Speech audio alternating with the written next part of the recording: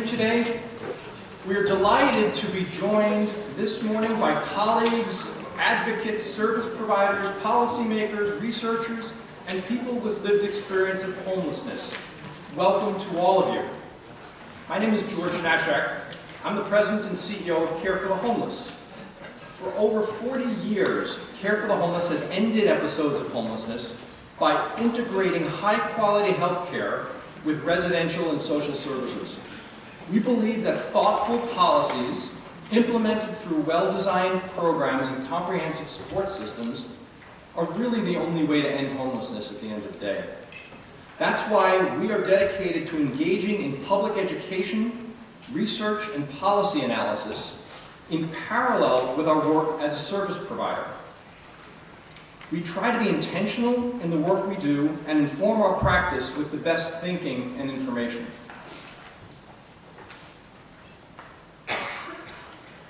Today, we are here to talk about the growing crisis of aging and homelessness.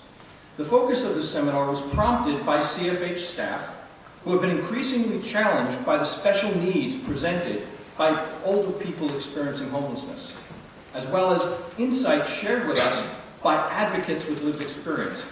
Both groups have articulated the need to address this pressing issue. Across the country, the face of homelessness is changing. In 2024, 1 in 5 people experiencing homelessness was 55 years of age or older. And researchers are projecting that the number of adults aged 55 plus experiencing homelessness will triple by 2030. This means, on the plus side, that we as service providers have become more effective at helping homeless people live longer, which is something to celebrate. But on the other hand, we must then also commit ourselves to improving the service systems to make them more effective for this population. No one in our country should be homeless, but it is particularly shameful that 20% of the homeless population comprises older adults. We must do better. Many homeless older adults enter the condition of homelessness for the first time, often after a medical crisis, the death of a spouse, or the loss of long-term housing. And older homeless adults, particularly those struggling with mental health and substance use issues, often find it more difficult to access pathways to assisted living, nursing homes, and end-of-life palliative care than their housed peers. When aging intersects with homelessness, the consequences are profound.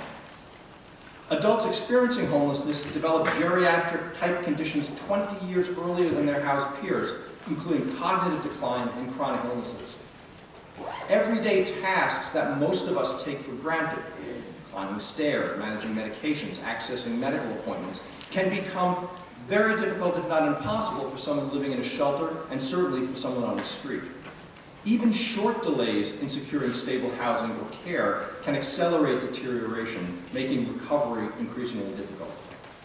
You will hear much more about the effects of homelessness on older adults from the exceptional panelists who have joined us this morning. This seminar is designed to build shared understanding and to inspire action. Our first panel will ground us in data and research, examining how existing systems are failing older adults and how the inaccessibility of appropriate services can accelerate decline. The second panel will highlight solutions, calling our attention to emerging models like aging-focused supportive housing, medical respite, and integrated care approaches. Together, these discussions will help us identify not only the gaps in care, but also what is working and how we can scale solutions to meet the growing need. The rising tide of older adult homelessness is not inevitable. It is a result of policy choices, a theme throughout all of homelessness.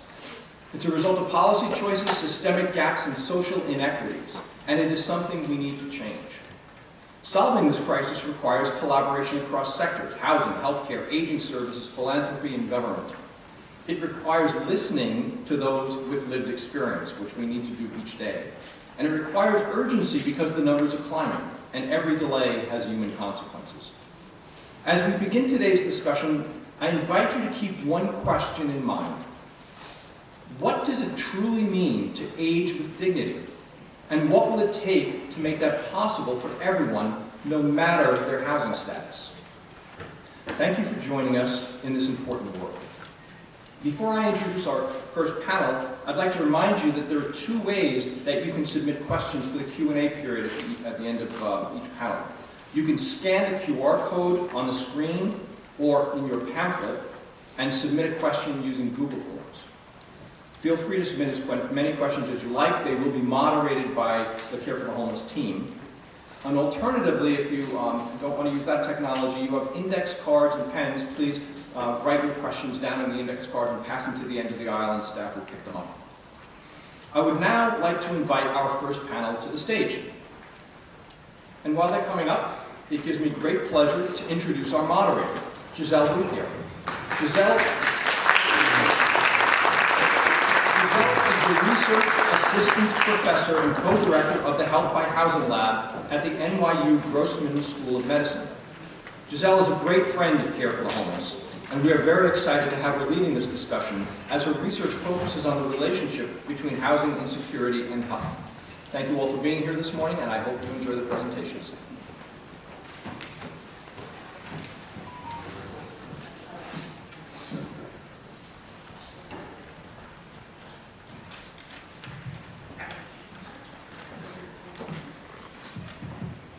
Thank you so much, George, for that introduction. I'm really excited for today's panel and to be moderating this really all-star panel.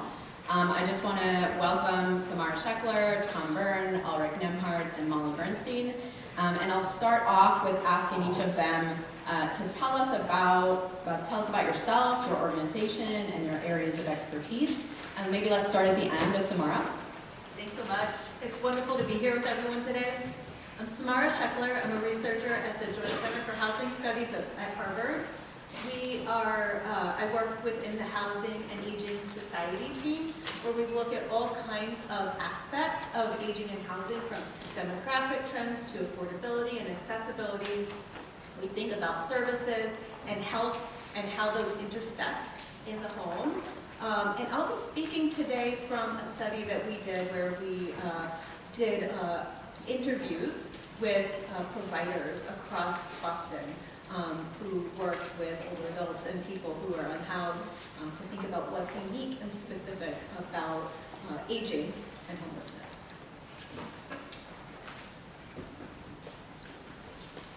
Hi everybody, my name is Tom Byrne. I'm an associate professor at the Boston College School of Social Work. I really appreciate the opportunity to be here today to share the stage with such a great panel of folks, and really looking forward to learning from what my fellow panelists have to say, the second panel, and from engaging in conversation with the folks here in attendance. I do work primarily related to homelessness and housing insecurity. A lot of the research that I do involves analysis of administrative data and other kind of large secondary data sources. I hope we'll have the opportunity today to talk about some work colleagues and I have done that have documented kind of an aging trend in the single adult homeless population that has unfolded over the past 30 years or so, in some related work about kind of the intersection of housing and health for older homeless adults. Morning. Can everybody hear me clearly? Okay. I've got a head cold modification of my normal voice, but if you'll bear with me. I'm going to try to do something a little unconventional this morning. Often when we put panels and round tables together to talk about the subject of the crisscross between the subjects of homelessness and older adults, there's a voice missing there's a point of view missing from the conversation. And that's the voice of people who have experienced, lived with, or currently are experiencing homelessness. I'm going to try to channel that voice this morning, representing the tens of thousands of people who found themselves plunged into homelessness after age 45, 55, 60.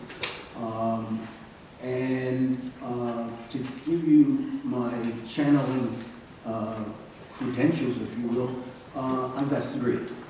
First, I have spent some time studying this cohort, this population group, both in the public health or population health space. I'm working on a study with our moderator here, Giselle. I've also studied the population in what I'll call an urban cultural anthropology context, embedding with a community, a street community here in New York City for roughly 12 plus years. I've also spent the last 12 or so years serving a community of guests, I'll call them, at a free breakfast restaurant that I've helped run, manage, and now have the honor of sitting on the board of. Some of you may have heard of the program. It's called Crossroads Community Services. It's on 51st Street between Park and Lex. Come there Monday, Wednesday, or Saturday morning. You'll see a long line, and those are my guests. The third credential I have is that I have the unfortunate or maybe fortunate experience of spending 12 years as an older New Yorker without a permanent address. I spent 6 years living on the streets, literally, of New York City. I spent 6 years living in the system. So I'm a graduate and a survivor of the system, and again, I'm going to try to channel the experiences and the voices of the hundreds, in my case, of older adults who found themselves in that nether world that we call homelessness. So that's what I'm going to try to do today, and I hope you'll let me know later on if I do the channeling thing well. Thank you. Hi, good morning, everybody. My name is Molly Bernstein. I am the Senior Director of Elder Justice at the New York City Department for the Aging. So NYC Aging is a mayoral agency here in New York that is charged with providing services and resources and advocacy on behalf of older New Yorkers. So for the most part, that is anybody who's 60 or above living anywhere in the 5 boroughs. And specifically, I oversee our Office of Elder Justice, which includes our homelessness prevention support services program, as well as I help lead and manage all of our citywide advocacy around housing and homelessness prevention. And I also oversee our support services for older adults who have experienced elder abuse and crime. And in a past life, I previously was with New York City Health and Hospitals, looking at reimagining models of care for justice-involved folks, and also prior worked in homelessness prevention direct services in the Bronx. So really excited to be here. And just want to say I'm really feel really grateful to be joined by such an incredible group of panelists, and really excited to hear everybody's story. And Al, I couldn't agree with you more that all too often in these conversations that voice of those with lived experiences is not always front and center. So thank you for bringing that to the forefront here. I'll try to hold up my hand. Thank you so much, and ditto on this panel, really excited. I want to kick it to Tom to start us off and to kind of situate us in what I think we all agree is a crisis of homelessness among older adults. Can you share kind of what recent data or findings about the rise of older adults experiencing homelessness? What are those trends, and are there particular groups that are impacted more than others? Yeah, thanks. So, kind of in a call we had in preparation for this panel, I think, Al, you posed the question of kind of where are we in terms of the tsunami of older adult homelessness, and I think kind of the answer I would provide to that question is kind of up to our chest or neck in terms of the crisis of older adult homelessness. So I don't know, I have a quick slide that I think kind of contextualizes this. Okay, great. So this is just a figure that kind of is based on some research that colleagues and I have done that kind of documented the aging trend in the single adult homeless population since about 1990.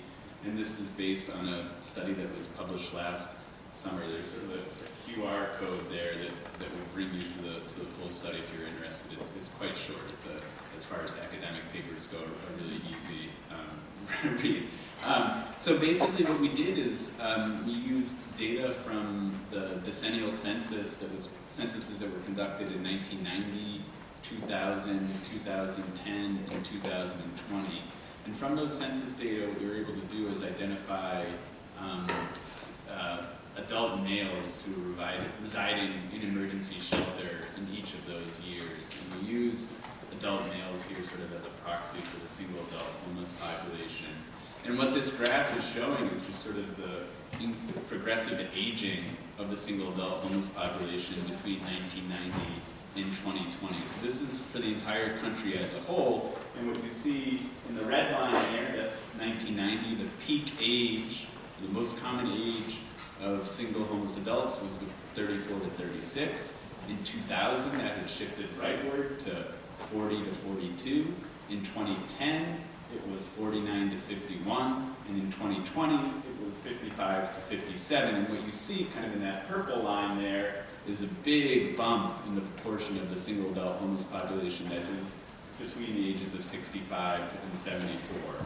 So the upshot of all of this is basically that in the year 2000, in the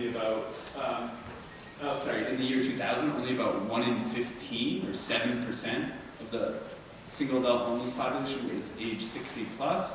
And by 2020, that figure had nearly tripled to about 19%, or nearly 1 in 5 members of the single adult homeless population were age 20 plus, age 60 plus. And so what's going on here, this is not just part and parcel of a broader aging trend in the population as a whole.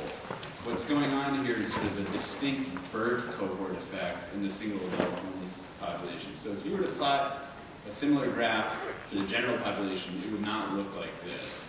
But what's going on is basically people born between, in the latter half of the baby boom generation, between 1955 and 1964 roughly, have been at an elevated risk of homelessness throughout the course of their entire adult life.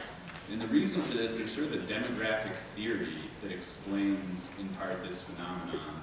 And the basic idea is that people born during the latter half of a baby boom, so 1955 to 1964, they get crowded out. The people that were born right in front of them, at kind of the front end of the baby boom, crowd them out of the housing and labor market and take sort of all the best housing and economic job opportunities.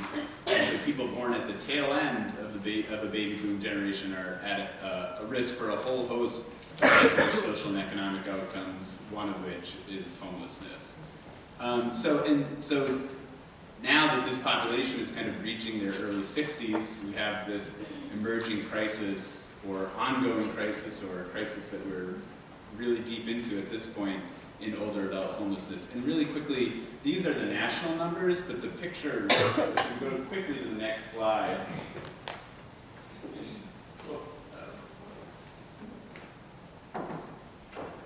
So this is what it looks like for New York State. So we have the data nationally, and we have it for every state and county in the entire country. And what's remarkable is how consistent this is across the entire country. So this is happening everywhere. It's happening in New York, it's happening in Boston, it's happening everywhere. And it's also starting to show up in national data as well, in official statistics. So the most recent version of the annual homeless assessment report to Congress, which the Department of Housing and Urban Development puts out, the part of the report that enumerates the number of people who use shelter at any point over the course of a year, found that there was about a 37% increase in homelessness among people aged 65 and above between 2019 and 2022. So actually, looking specifically about a single adult homeless population, the most recent data suggests that among people who spent at least one night in emergency shelter in 2022, nearly 30%, almost 1 in 3, were age 55 and above. So in related work, George mentioned, I think, the figure of the population that is age 65 and above tripling. That's based on some related work that colleagues and I did using data from New York, Los Angeles, and Boston, and we forecast a tripling of the single adult homeless population from a baseline year 2011 through 2030. And we sort of see that unfolding now and showing up in all of the official data sources that we have. Thanks, Tom. And grounded in these data, I want to turn to Samara and ask, what makes homelessness among older adults uniquely challenging, and what have you seen in your work? Yeah, thanks, Giselle. And Tom, I really appreciate it. You're laying this groundwork, this environment, and how urgent it is, right? Because the problem is growing and large. So I'm going to start with, I don't need you to read every word on this slide, but I want you to think about, we know from research, from practice, we know a lot of risk factors that are related to homelessness experiences. So we don't necessarily have the ability to predict with a lot of accuracy who's going to fall into homelessness, but we do have some understanding of the groups of people at higher risk of losing their home, of becoming unhoused. So if you can go to the next slide, please. What I want us to think about today is what makes that risk more complex. So first, we need to think about the fact that a lot of these risks are, they become more common with age. So in later life, and so that's the first point. If you can go to the next slide, please. So taking this idea of the relation of disability or chronic health conditions, we know that about 60% of people experiencing homelessness in 2024 had some kinds of disability or mental health condition that was associated in some way with their lives. We also know, with the graph on the right, that as we age, our functional ability challenges increase, right? So the people, just by living more years in this world, become more likely to have problems that can be associated with risk for homelessness. So next slide, please. So supports become increasingly necessary for these groups. So we think about policy solutions, both that might be necessary to help people find housing, but also that might be necessary for groups that are at risk to maintain their house, to prevent them from falling into homelessness. So if we're thinking about that disability trajectory, we might want to think about long-term care, for example. We might want to make sure that they have access to accessible homes that are affordable to them. These things will help prevent them from losing a house that might be otherwise stable. Next slide, please. And then the last thing I want to point out is that it's not usually just one thing happening at a time. So we know that isolation is strongly associated with being unhoused. And we also know that as people age, things happen in their lives that can increase their experience of isolation. They move, they retire, they lose family and friends, they are living alone for the first time in many years. Maybe they have transportation challenges because they can no longer drive. All of these things need to be counteracted, but this person who's experiencing isolation may also be experiencing increased disability, right? They may have more than one thing going on, so that's one of the reasons that this population, this older population, who maybe has lived their whole lives with precarity and vulnerabilities, but has kind of managed to stay on the side of being housed and being stable, that they may become unstable as these challenges compile and compound in their lives. Thank you, Samara. And so kind of situated in this unique position that older adults are in, I want to turn to Molly and talk about, particularly in New York City, we have some systems that exist to address, housing and healthcare and behavioral health needs for people, and some systems to address aging. But where do you think some of those systems fail, particularly at serving older homeless adults? And what, from your perspective at the Department for the Aging, can you bring, or what ideas have you thought about to kind of address those gaps?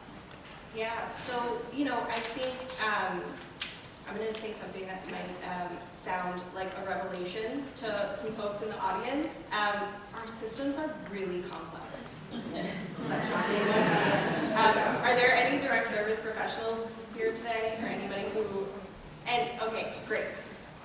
So for folks that have worked in direct service or that work, in coordination with direct service, anybody ever felt like your entire job is just helping people navigate systems? Yeah. Right. Our systems are so complex that we have had to build a partner system that is just helping people navigate through our systems, right? And they're really siloed. And I think,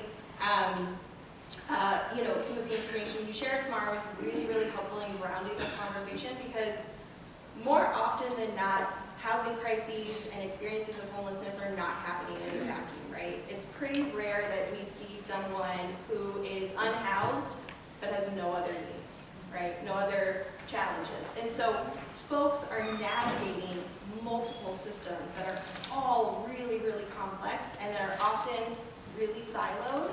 And one person who's an expert in helping folks navigate one system might not necessarily have that same expertise in navigating another system. So then there's multiple navigators that person is having to work with to try to navigate multiple systems. And so I think really where oftentimes the systems fail people is just in how complex and how siloed they are. That's not to say that there are not incredible organizations and programs and services like Care for the Homeless that is co-locating and really trying to bridge the gap between these systems. But it's difficult, right? And I think on top of that, you add a layer of, too often, these systems are not accounting for the unique and individual experiences and needs of older adults navigating them, right? So we heard a lot from my fellow panelists about where those unique older adult needs are, where those experiences differ. And a lot of times our systems just sort of batch everybody into one group. And so I think that creates a lot of opportunity for gaps. It creates a lot of opportunity for folks having to prioritize which need they're going to focus on first, right? Because it's too overwhelming to try to focus on my housing crisis while also focusing on my medical needs, while also focusing on my mental health needs, while also focusing on food insecurity, whatever is going on. And so I think that's where a lot of the challenge comes in. What I will say, so at NYC Aging, we have, I love to call it a small but mighty team of direct service professionals in our tenancy and eviction support services program. What's special and unique about that program is that our social workers and our staff are both homelessness prevention experts, but also aging service experts, and really use that opportunity to not only help support older adults navigating their housing crisis and working to preserve their tenancy, but also plugging folks into the aging service landscape, right? Making sure that once that housing crisis is resolved, that folks are not only able to stay in their homes and not be facing eviction proceedings, but also have whatever other services or supports they need to really be able to age in place safely and securely. But we also know at NYC Aging that we cannot do this work by ourselves, right? There are nearly 1.8 million older New Yorkers in the city. We are a relatively small agency. And so we know that we cannot be the only ones thinking about older adults and how older adults touch our systems and what those needs and experiences look like. And so just over 3 years ago, we established the Cabinet for Older New Yorkers, my colleague Denise, who's front and center, helps make sure that this cabinet runs every day. So the cabinet has over 30 city agencies that are members that all come together to think about what are our systems, where are older adults touching and interacting with our systems, what are those experiences like for older adults, where are their unique needs, and how do we think about those unique needs, and how do we be responsive. And one thing that I know we always like to say, it is not a think tank, this is a doing group, so there are real initiatives that come out of this group. There are real initiatives that have been implemented, and there are a lot of city agencies that work in this space that are part of the cabinet. So we have HPD, we have Human Resources Administration, which administers public benefits. We have the Department of Homeless Services. We have New York City Health and Hospitals. We have DOH&H. So there's a lot of folks convening, talking about how we strengthen and how we try to really close the gaps for older adults. And I think one of the initiatives that I'll shout out, because I do think it's particularly relevant to this conversation, is an initiative with New York City Health and Hospitals where we created a training that is available to all health and hospital staff that gives an overview of all aging services. And it's really there to try to make sure that folks in those clinical settings, whether it's the providers, the discharge planners, the social workers, they are at least aware of aging services and can make those referrals and point people in the right direction. And we're working on embedding someone at one of our health and hospitals, or one of the health and hospital sites. I'm just not saying R when I talk about health and hospitals. But to really follow up on those referrals to see were those connections successful? If not, how do we course correct? And I think one of the other things that I'll shout out is last year in 2024, our Planning and Strategic Initiatives team did a massive push to conduct a service needs assessment where we gathered nearly 8,000 responses from older adults and caregivers across the city to really get a sense of where the need is greatest and how, and making sure that all of our policy and our programmatic responses are really grounded in data.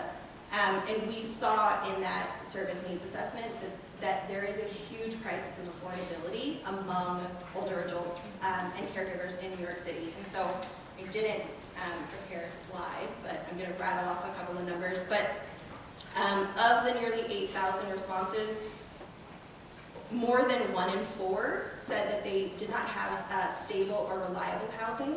So more than 20% of the folks that we spoke to. Over 7% said that they had no stable housing, which meant that they were actively experiencing homelessness or in a couch surfing kind of situation.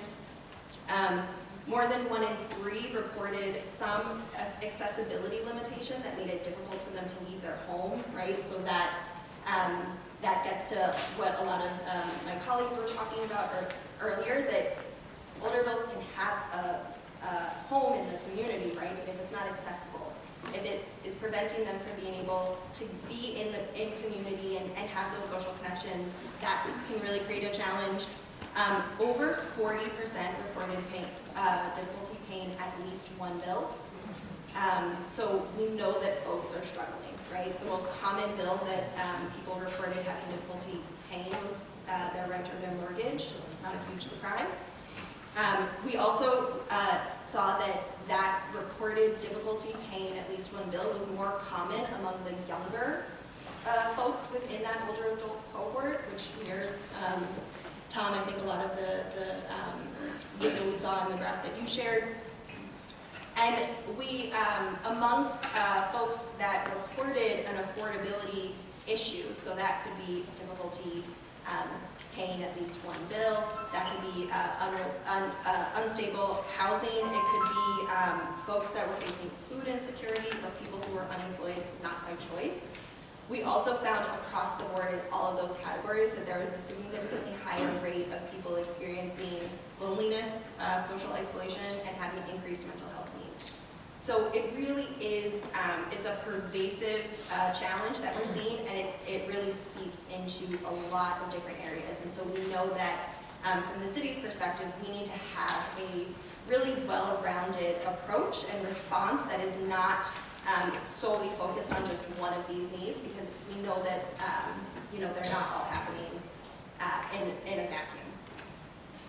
Thanks, Molly. And you talked about the complexity and the siloed services, and we saw some of the demographic numbers from Tom. And I want to turn it to Al and really ask you to elaborate how systems failure for older adults experiencing homelessness can really impact the individual on a human level. Like, what does that mean? And can you speak from your experience about that? Yeah, I'm going to try to hop, skip, and jump across some points that my colleagues have made, because from my point of view, both studying the phenomena of older homelessness and experiencing the phenomena of older homelessness, there are three characteristics that I think is absolutely essential for us all to understand, and understand better than we do, and to put together a response that is going to allow us to make advances against the scourge of homelessness. Okay? And I'm going to stay away from all the horror stories I can tell. I can tell them for a long time, and we've all heard variations on those horror stories. But I'm going to take a positivist approach this morning. The first thing is that homelessness is what I call a multivariate phenomenon, or an emergent phenomenon. There isn't a one cause. There isn't a single cause. And in fact, I'm still trying to understand how many sort of supporting or contributory traumas, if you will, that someone has to experience before that tears the safety net that we all live within and you plunge through to homelessness. Okay? So the first thing we all are going to have to do is get smarter about what's the complex of things that when they come together, they spell homelessness. Okay? And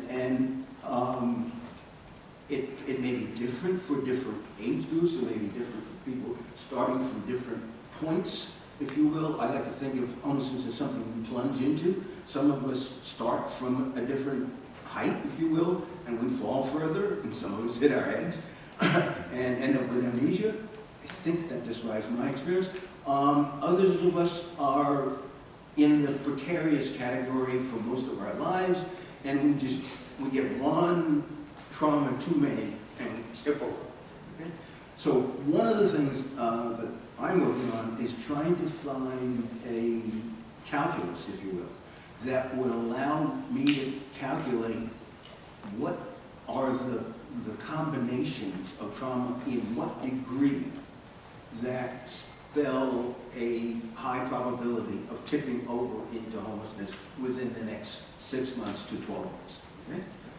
So we all need this measurement tool. And I'm using all of my mathematical and econometric background and experiences to try to come up with such a tool. But nonetheless, the primary point that I want to make is, and my colleagues have all made it, homelessness is multivariate, and I'll add the complication that it's emergent. It doesn't show up because of this happens. It doesn't show up because of that happens. It shows up because some complex of things happen, and you plunge through, you shred the net, and you plunge through. Okay? So first, we've got a multivariate phenomena that we're dealing with. Okay? And therefore, it manifests in various ways. It is very complex. The same three things may plunge me into homelessness, but the first thing on my list may be maybe the third thing on your list. Okay? And so we're going to have to find ways of not only doing this kind of analysis, but finding ways to scale the analysis so that we can apply it to, at worst, the 1.8 million older New Yorkers, and figure out how we can essentially categorize those people in terms of risk of falling into homelessness. Okay? That's the tool that we all need and are going to have to develop, okay, if we're going to make any headway on this. Okay? Secondly, homelessness is actually a parallel universe. Trust me on this. Okay? You plunge into homelessness from wherever you come, you will discover that you're in a world that is next door to, across the street from, mainstream New York, but you will often be absolutely invisible to even to people who know you, okay, and have known you, who you work for or who have worked for you, okay? There's this incredible invisibility that I still haven't figured out how to understand. And we're going to have to figure out that sort of parallel universe thing and how to build bridges from universe, mainstream universe to homeless universe, okay? Because a lot of the despair and difficulty that plagues the community of homeless people is that there are no bridges. There are no obvious ways to get back, okay? I spent 6 years trying to figure out where it was safe to leave the streets and go into the system. Because I had assessed the system and it was a dangerous place, okay? So people who are avoiding shelters are not, I shall call it, mentally impaired with respect to that decision. They may have mental issues that they're dealing with, but avoiding the shelter system is not evidence of mental incapacity, inability to make good decisions. People who are avoiding the system, who know something about it, are making the best decision they can make under the circumstances. It may be a terrible decision, but under the circumstances and given the range of choices that they're facing, it's a sensible, smart, informed decision. So we're going to have to find a way, again, of connecting the two universes without prejudice, without bias, okay? Without stigma. Okay? The last thing a homeless person wants to, a person who's experiencing homelessness, because there's no such thing as a homeless person. Okay? We all have homes. Our homes, some of our homes don't look like other homes. But the last thing that person wants to do is hang a sandwich board around your neck that says, "I'm homeless." Okay? Because that cuts you off from communication with mainstream society. It cuts you off from the best of medical care. Okay? One of my great accomplishments, okay, is in the 12 years that I navigated the healthcare system with tons of medical issues, including a total hip replacement, which I somehow managed to pull off, was my greatest accomplishment was, with the exception of my primary physician, who sort of managed this wheel and spoke system that I've got together that has about 10 different specialists in it. That medical professional was the only person in the whole system who knew that I was technically homeless. Okay? Why did I operate that way? Because my perception was that I would be treated very differently. I would be treated very different care. And I was already an exception. I had medical insurance. Okay? I had AARP throughout my entire sojourn in this universe of homelessness. But it became clear to me that I was going to be accorded different treatment. I would not have access to the best of whatever specialty there was if I raised my hand and said, "Oh, by the way, I don't have a permanent address." Okay? And my way of describing what most people call homelessness is no permanent address. And NPA is what I term. It's a neutral term. It describes exactly what the problem is. We've got a society that is set up to key off of your permanent address. You're an unperson without a permanent address. Okay? And so I fooled the system. I fooled the matrix. I fooled the network. But that's not a healthy way to live. Okay? It is a possible way to survive, but you can't do that but for so long. Okay? And I ultimately, after 6 years of living on the streets, got sat down by benefactors and said, "You can't do this anymore. You gotta go into the system." And I said, "No, no way." And I said, "Okay, I'll cut a deal with you. If I can go in this way and do this navigation, okay, then I'll go into the system." Okay? And that's why, after 6 years literally on the streets, I went into the system. Okay? The system was no worse than I understood it to be, but no better than I understood it to be. And I have all the justifications in the world for why one should stay out of the system if you can, for as long as you can. Okay? The last point is, I think the most important one, is our only hope against homelessness is prevention. Okay? It is a huge lift to get someone out of my parallel universe and back across the bridge that doesn't exist. Okay? And we can't build enough pontoon bridges to get people safely back across. Okay? They need to be sturdy, real, multivariate bridges. They need to be the tri-bar bridge multiplied 15 times. Okay? They need to be on and off ramps. And we're just not going to get there soon enough for a lot of people. So we need to prevent people from falling into homelessness.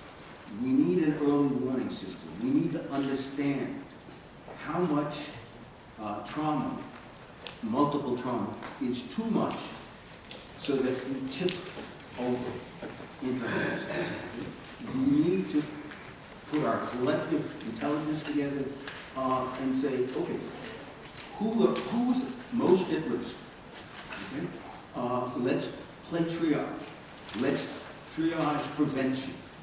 Okay? And work at all of our creative energies at keeping people out of homelessness. Okay? And once people exit homelessness, as I have, pay attention to making sure that that is a sustainable exit. Because the other problems, we've got recidivism. Okay? Unintentional, unintended, undesirable recidivism. Okay? And in the same way, you don't want hospital readmissions, you don't want shelter readmissions. Okay? And so if we can collectively come up with answers to my 3 problems, I'm your friend. Okay? And I'm trying to channel, if you will, the hundreds of people I've met, fed, lived with, and helped fill out forms, and even folks inside shelters where I worked with and said, okay, you've got an impossible job. Maybe I can help you because I've got some skills, I've got some training, I've got multiple degrees. Maybe I can find a way to make your job more doable. Okay? And that way I can get out of here and several of the 100 plus men of the last shelter I was in can get out of here quicker and sooner. Okay? And we need more mold plants, whatever it is, like me, but I don't want to create another me. You know, that's a horrible way to solve the problem. But it's almost that kind of thing. You know, you almost want to send some folks into shelters to help the shelter administrators, managers who are totally overwhelmed, who are in a system that they couldn't draw a picture of. One of my great wishes is to be able to draw a picture of the system that we currently operate with. Okay? And if nothing else, that picture, and I have no idea what it will look like, and I understand a couple of pieces of it right now, but the picture would enable everybody to say, oh, that's what we're trying to do. Those are the steps we're trying to follow. Here's where the bottleneck is. Here's what doesn't work. There's no way that thing over there, and this is a shelter administrator talking, there's no way that's going to work, okay? And everybody looking at it is going to say, that thing isn't scalable, you know. And at the crux of our problem of homelessness is we've got lots of little things that work, but almost none of them are scalable. And that means we don't have a solution. And we can't live with that. That's not tolerable. Okay? So I've gone on longer than I ever intended to, but I just wanted to put some color and channel some voices and tell you that the problem, I think, is soluble.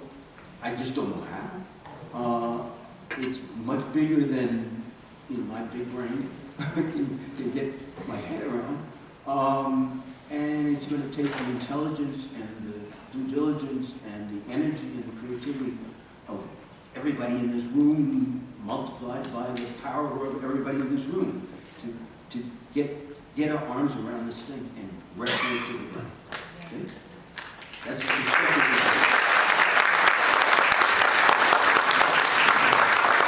Thank you, Al. Really, thank you. And you highlighted so many important things. You're touching on stigma, the need for prevention, scalability. I want to hone in maybe first on health and talking about the health consequences in particular of homelessness, right? So everyone experiences some confrontation with health issues as they age. It's an inevitability.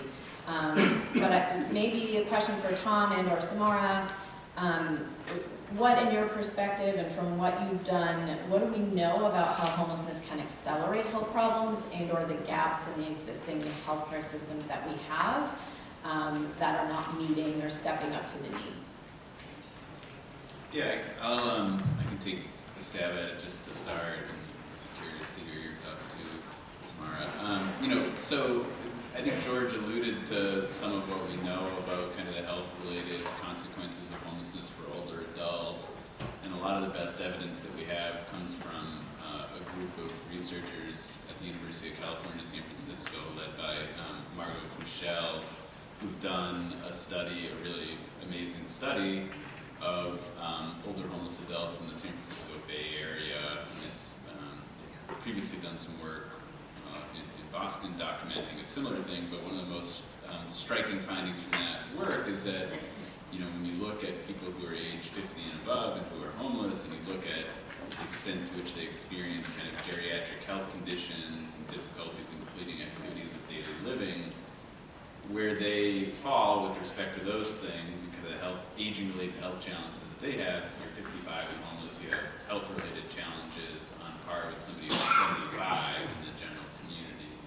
So, essentially this phenomenon of accelerated aging. So where does that show up in terms of healthcare systems and housing systems? So, I had done a study that used data from the shelter system in Boston and linked it with Medicaid data from the state of Massachusetts.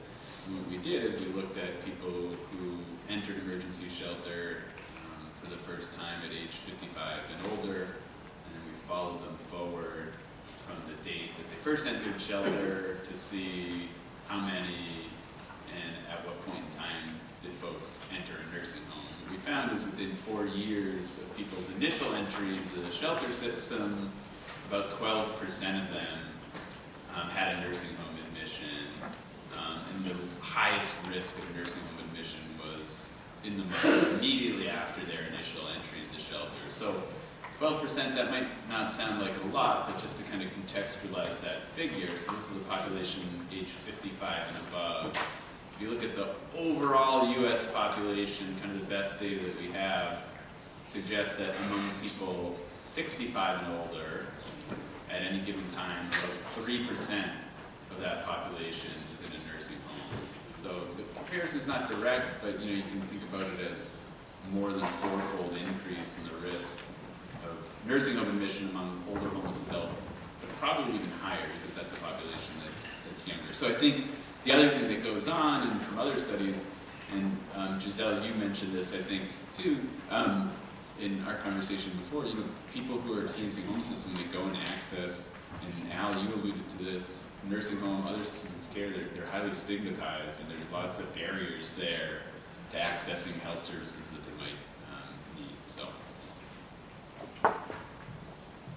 That's such helpful context to think about it. I appreciate you raising the study in California, that Hope Home study. I was also thinking about not just medical care, but also people's need for assistance to get through their day. So that group got together around 300 people who were 50 and older and asked them, do you need support in your daily activities? And more than 80% of them needed some kind of help in their daily activities, 50 and older, right? So putting in context Tom's idea of people's bodies behaving as if they were much older than their chronological age.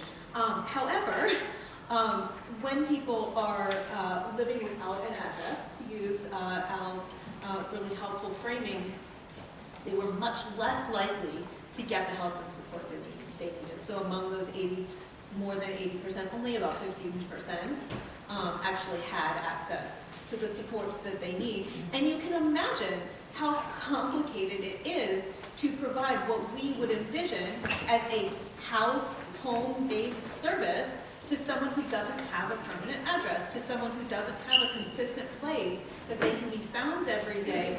And that is a framework that I want us, to think carefully about. As complicated as medical care management, chronic health management, and medical care delivery can be in like a hospital setting, people always leave with instructions. Okay, to manage your condition, you have to do this list of things. If I don't have a safe, clean place to sleep, and I don't know where my food is coming from the next meal, I don't necessarily have the capacity to deal with that list of things, nor do I, and that's like my mental capacity, my emotional capacity, nor do I necessarily have the literal place, the refrigerator, in which to put my insulin, or to plug in my CPAP machine, or whatever kind of medical intervention that I've been prescribed. I just finished a really nice kind of summary book that's fairly new out, When We Walk By, which mentioned that people who experience homelessness, especially chronic homelessness, their age of mortality, on average, looks a lot like the age of mortality that was typical around the turn of the last century, before we had sanitation, before we had medications to deal with infections, before we had all of these advancements in our modern society, because in many ways, these folks are living in a world that's 150 years old, right? They're not living with the technologies and advantages that we all get to enjoy in our healthcare and our communities. Thank you. And circling back to Vince, Al, you mentioned how do we solve this problem? So I want to pose this question to each of you.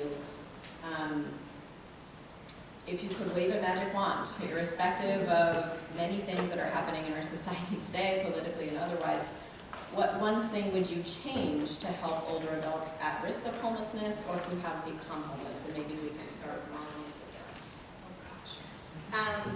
Well, I think if you're offering a magic wand, I would wave it twice. I don't know if I'm allowed to do that. But I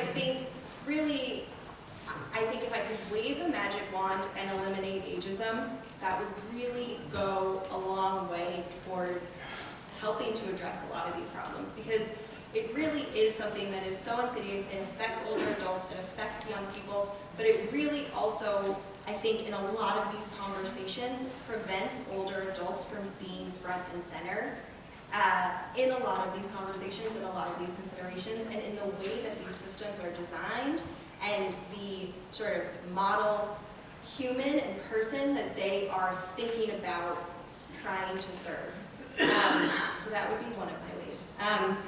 But I think if, for my second wave, we need more, right? We need more housing stock. We need more services. We need more pathways for folks for prevention, right? To make sure that folks are able to remain in their communities, remain in their homes.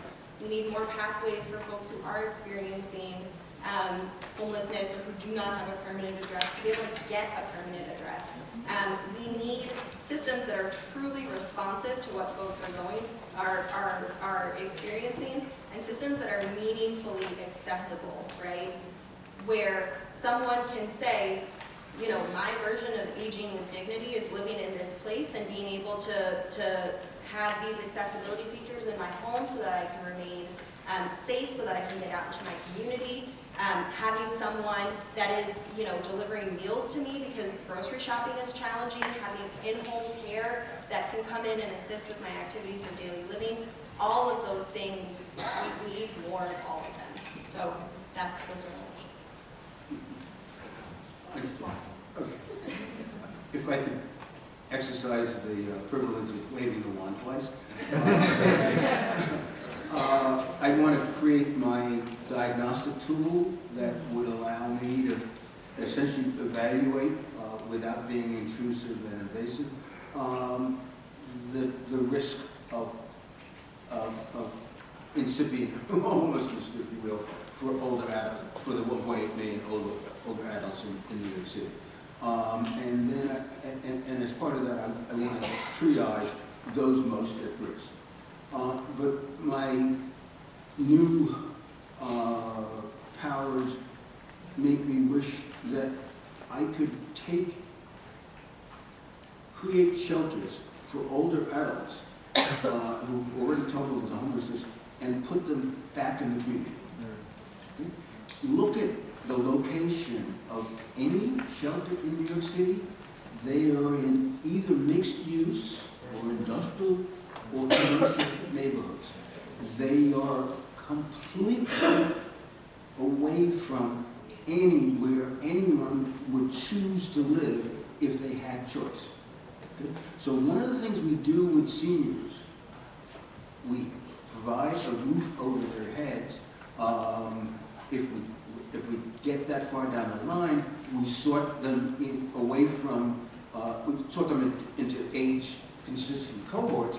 And so I was, for example, at my last shelter experience was in a shelter with roughly 100 senior men in what used to be a motel in Sunset Park, Brooklyn. But I was at the edge of Sunset Park, Brooklyn. Okay? Anyone in that residence had been ripped away from any family connections, any health connections, any social connections. There was no senior center anywhere in sight. Okay? So if I could wave my wand, I want to put seniors back in a network, a social network, in a neighborhood, in a community, okay, that at least doesn't destroy that connective tissue that you become dependent on. Okay? It gives you your identity. It tells people how to relate to you. It's a place that you know and you know how to navigate. Okay? So again, if I'm going to first I'm going to create shelters that are age-focused, if you will, because the needs are age-related, and I'm going to put them back in the neighborhood. And I could go on and on about this. But that's what I want to do with my second question. Well, Tom, Samara, magic wand. Yeah, it's fun to think about Magic Wand. I've been reading the the Harry Potter series of books with my 8-year-old son, so getting real familiar with wands. I think just building on something that you said, Al, your third point about kind of the best hope we have against homelessness is prevention. I think the most powerful prevention mechanism that we have, or that we could implement, would be universal rent subsidies, so making federal housing assistance programs universally available to everyone who's eligible for them. I think, kind of at the societal or structural level, what we know is that, homelessness in the aggregate is downstream of housing affordability challenges, and a terrific report that the Joint Center for Housing Studies at Harvard, that Samara is a part of, puts out every year, kind of year over year documents the increasing affordability problems that are affecting society. So I think the most powerful thing we could do would be universal rent subsidies, and I think that's an idea that had a lot of policy traction in recent years. I think the context has shifted in the past 18 months or so, but I don't think that idea is going away. And I think from a policy standpoint, that would be the most impactful thing that we could do. So if I had a wand, it would be that as a universal and kind of primary prevention mechanism. Love it. Usually it's harder to go last in these kind of things because everybody says your thing, but like in this context, yeah, everybody said my thing and I love it, right? I'm gonna wave my wand and grant, we're gonna have more housing options that are affordable and accessible. They're gonna be integrated into the community as universal rental subsidies. Amazing.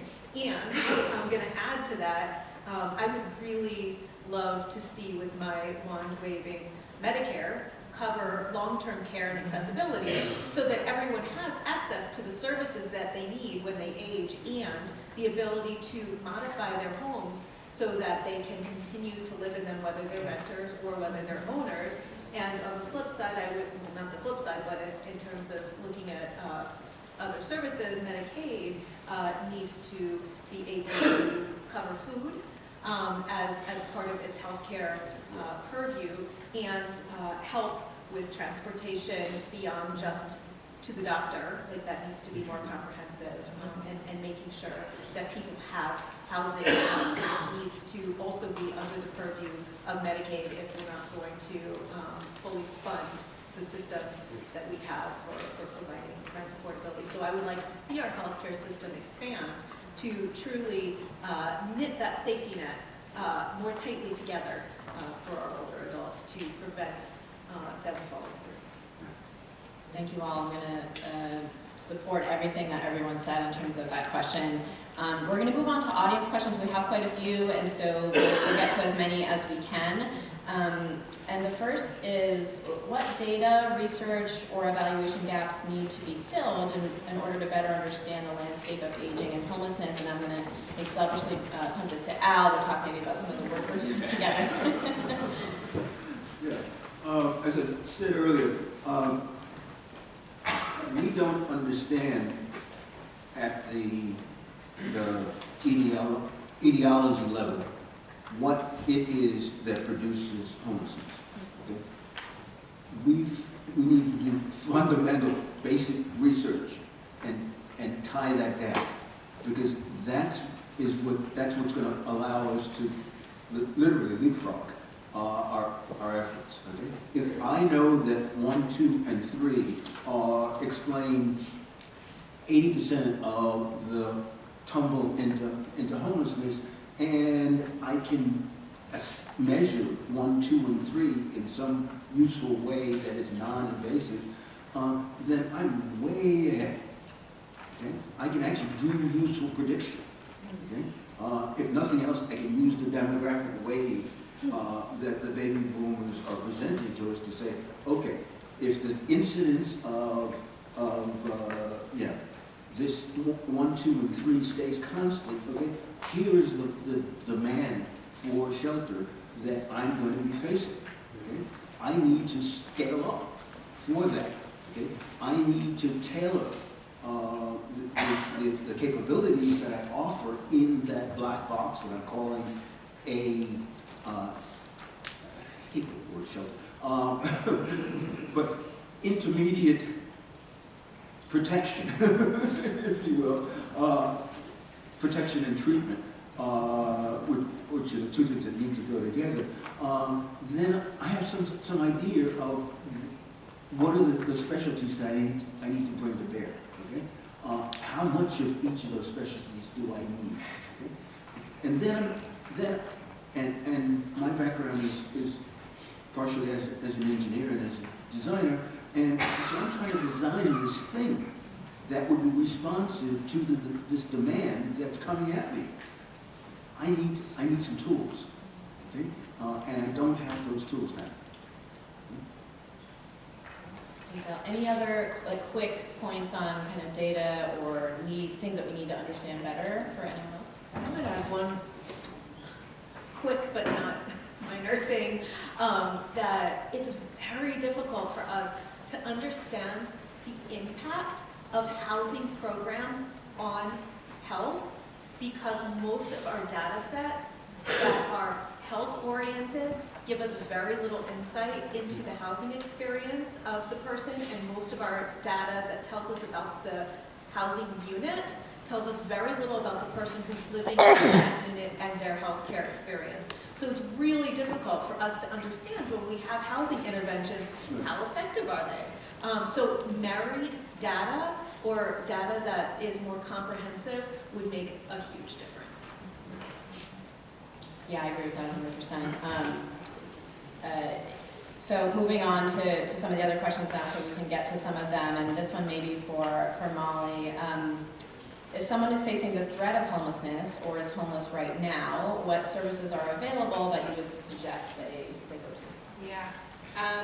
So I think I'll talk about the prevention side first. So if there is someone who is at risk of homelessness, they're in housing crisis and housing court, there are a lot of services that are available.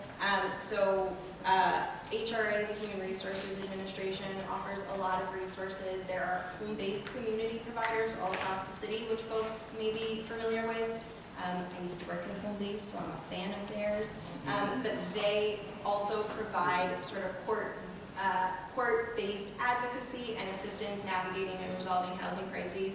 And then, of course, at NYC Aging, we have our tenancy and eviction support services program that really is geared towards identifying older adults who are in housing court who have both housing needs and other social service needs that are unmet, and being able to really bridge those gaps. So there are a lot of services available. Again, going back to the complexity of systems, navigating them and getting food into them can be difficult. I will say if someone is in housing court, there is a help desk located within each housing court that can help sort of navigate folks and plug them into services. We at NYC Aging have a hotline. I promise it is, there's real people that work there. They will answer the phone. But we have our Aging Connect line, which anybody in the community, an older adult, caregiver, a young person, a service provider, can call and just say, there's this older adult, they have these needs, or there's this caregiver, because we have a really robust program to support caregivers, so folks that are either an older adult themselves caring for another older adult or a younger person caring for an older adult. So that's a really, really great way and can be really helpful for community members or older adults that don't know the landscape and don't really know where to go. It's this one central line you can call and just kind of get the answer that you're looking for and get some navigation assistance. And then, of course, the city has 311, which I know can sometimes feel like a call center, but they really are a wealth of knowledge, so that's a great resource as well. I think on the other side, for someone who is currently experiencing homelessness, similarly, there are a lot of services across the city, a lot of community-based providers, as well as a lot of city services, and I think it really depends on what that person's view of navigating looks like, right? I think Al explained really, really briefly that there are a whole host of reasons why folks may be really hesitant to enter the shelter system. And so just having a response to say, oh, you're experiencing homelessness, you know, go to PATH, enter the shelter, that might not look right or feel right or be accessible to folks. And so I think, you know, what's most important first is to really speak to that person, that older adult, and you know, say, what is your goal? What do you want to have happen? What do you want the next steps to be? And then kind of plug them into services based off of that sort of person-centered, goals-based approach. But there are a lot of services out there. There's a lot of folks working in this space. But again, it's complicated. So I don't think that, unfortunately, there's a one-size-fits-all answer. Okay, and thinking probably time for one more question, and I think this is something that maybe you could all potentially answer. Where do you see the greatest opportunities for innovation to better support older adults experiencing homelessness in housing and care coordination and service delivery in any of those realms?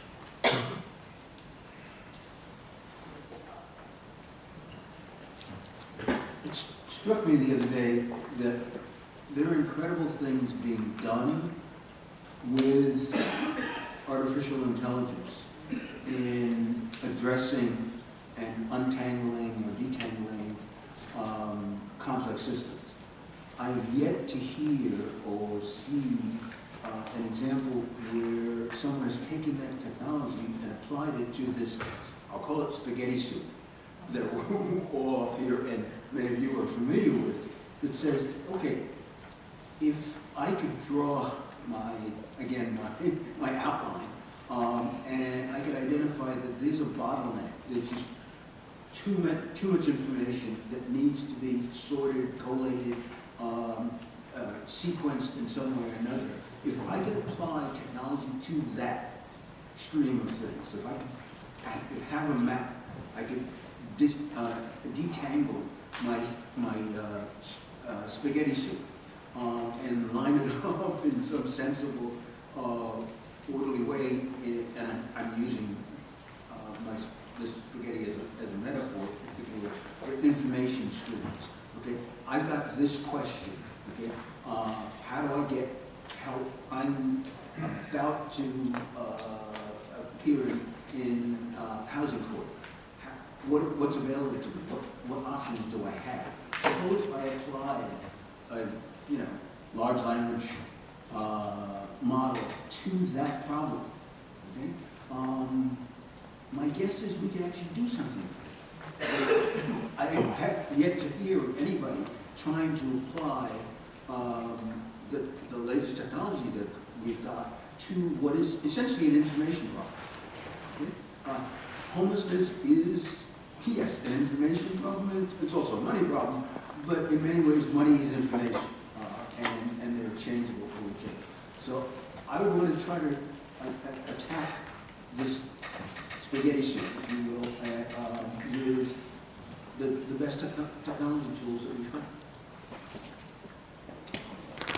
I'll take a stab. I mean, in terms of innovation, thinking about it, I'm not sure that we need to innovate necessarily to create something new, but the innovation could be applied to scaling up the things that we know work.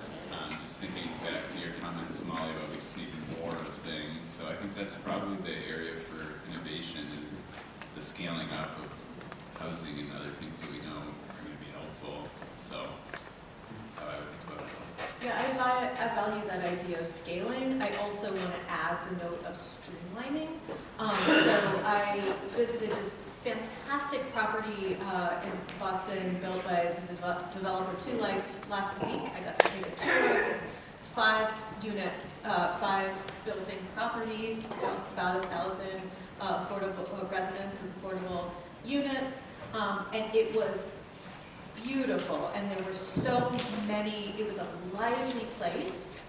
To build that place, the developer had to overlay so many different funding streams that each had their own very narrow criteria of who they were going to serve and how you could do this. And the amount of administrative burden to put an affordable building together increased costs, demands high level of expertise, and leaves a lot of opportunities on the table.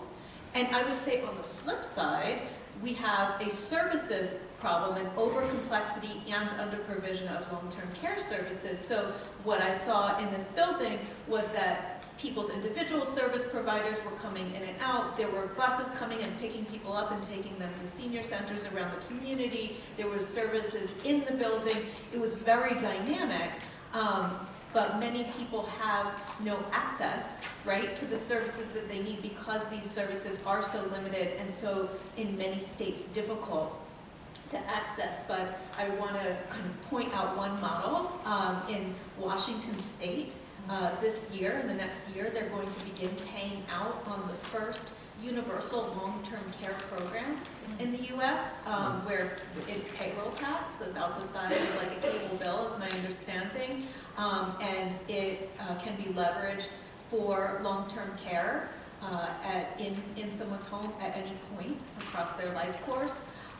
So I think models like that, if we're not going to be able to do it through Medicare, Medicaid, we need to think about states stepping up and building those resources. Yeah, I think I'm thinking a lot about, Samara, what you said earlier, sometimes it's hard to go last in questions like these, but I actually think, a lot of where I see opportunity is really echoing a lot of what my fellow panelists said. I think that there is a lot of opportunity to think about how we better coordinate and how we maximize the services and the resources that we have currently. Even as I was answering the last question, I wish that I could say, oh, well, there's this website that's a desk guide for every single service available all across the city, and you can go there and you can filter it by whatever you need, an eligibility criteria, and contact it. There are things that, and I agree, this is something that maybe, AI could really help us do, but there's a lot that we can do to really strengthen and maximize and smooth out some of the barriers that prevent people from being able to access what's already on the ground. And I think, the reality is that there's a lot of shifting landscapes. There's, a lot going on the federal level. There's a lot going on the local level. I don't know if folks in the room follow the news, but there will be a new mayor soon, for those who don't know. And so, there is a lot of shifts always happening in various different landscapes, but the work continues. The mission does not change regardless of what's going on in any sort of government landscape. And so really thinking about how we do as much as we can with what we have, and then also looking towards expanding the things that work and filling the gaps that we see, I think that's where there's real opportunity. Thank you so much. I want to thank everyone on this panel. I want to acknowledge that thank you to the audience for submitting questions. There are a lot more, and we do have a second panel, so hoping we can get to more of those questions in that panel as well. And just thank you all again for your insights and your expertise and your perspective, and let's keep going. Fight.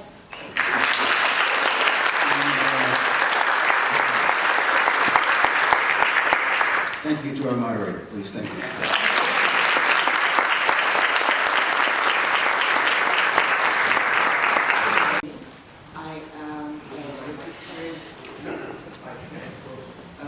Is that better? Yeah. I don't usually need a mic. It's true, right? I'm a lived experience advocate for the homeless. I am a former shelter specialist with the Coalition for the Homeless. I'm on the board of directors of Care for the Homeless. I'm also a member of their Consumer Advisory Board. And I work as a peer mentor in a supportive housing community, and some other stuff.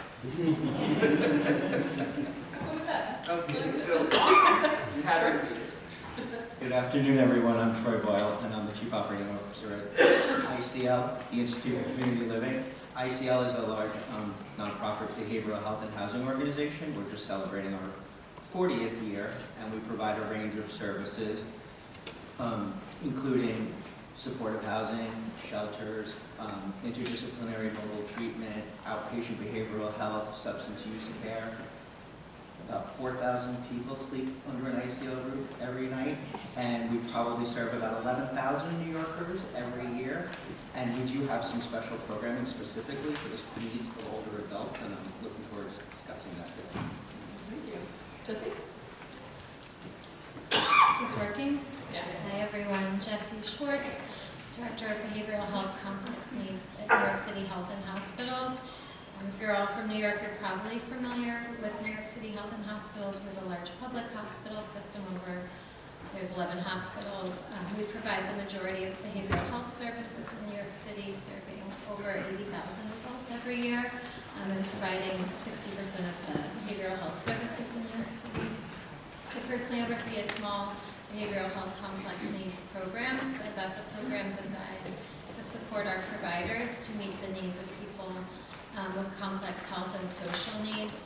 Very frequently, upwards of 80% of the time, those people are currently experiencing homelessness at the time we're trying to provide these services to them. So that's my experience now. I also was with the Department of Homeless Services in the medical office, operating a similar centralized care coordination program for people experiencing homelessness.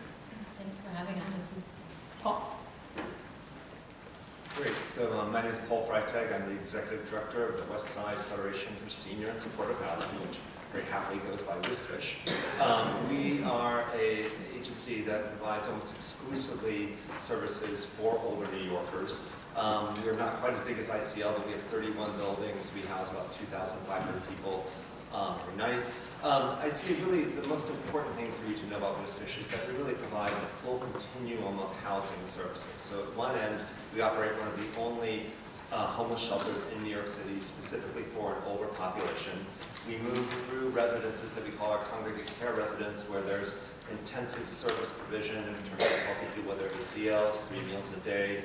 I characterize it for the lay person as like assisted living for formerly homeless people. We then have residences that serve a majority homeless population. And then finally, we end up in our independent residences where the older adults living in those buildings, can cook and clean for themselves. Their big issue is that they need to have an affordable place to live. Even in our independent buildings, though, we do provide services in order to help people age in place and help them thrive as much as possible in our housing. So it's a continuum. In general, when people move into our housing, they're there for decades. They'll move in their 60s, early 70s, and will be there either until they have to go to a nursing home, which we try to prevent as long as possible, or until they pass away. Great, thank you very much. It's really wonderful to hear the range of expertise and perspectives that you're all bringing around the table, and I think it really sets the stage really nicely for what we're going to go into right now. We're going to start with some individual questions to kind of dive into that expertise, and then we'll go to a group discussion. So Cynthia, I'm going to start with you. From your experience, and it'll be kind of a multi-question, so I'll take it there, and then you decide kind of how you want to answer that. But from your experience, what makes programs or housing environments feel dignified and responsive to the needs of older adults? And sort of thinking about that too is what are the biggest gaps in how shelters and housing programs serve older adults?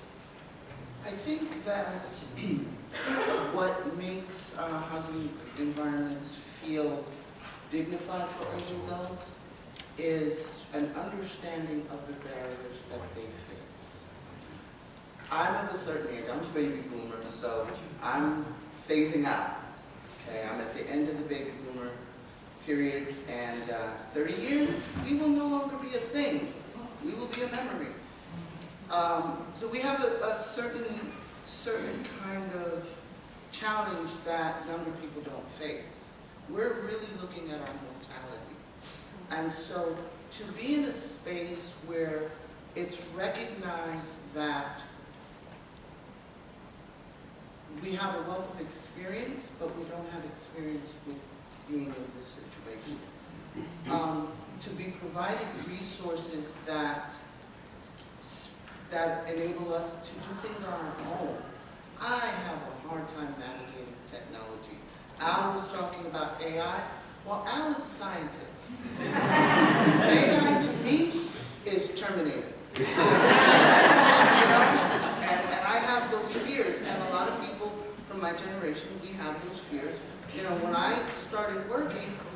on a manual typewriter. Now I have to figure out how to navigate Google and all of these things. And when you're in shelter and you're traumatized and you're in unfamiliar surroundings, most of the time due to no fault of your own, because let's face it, people become homeless because of two things, trauma and tragedy.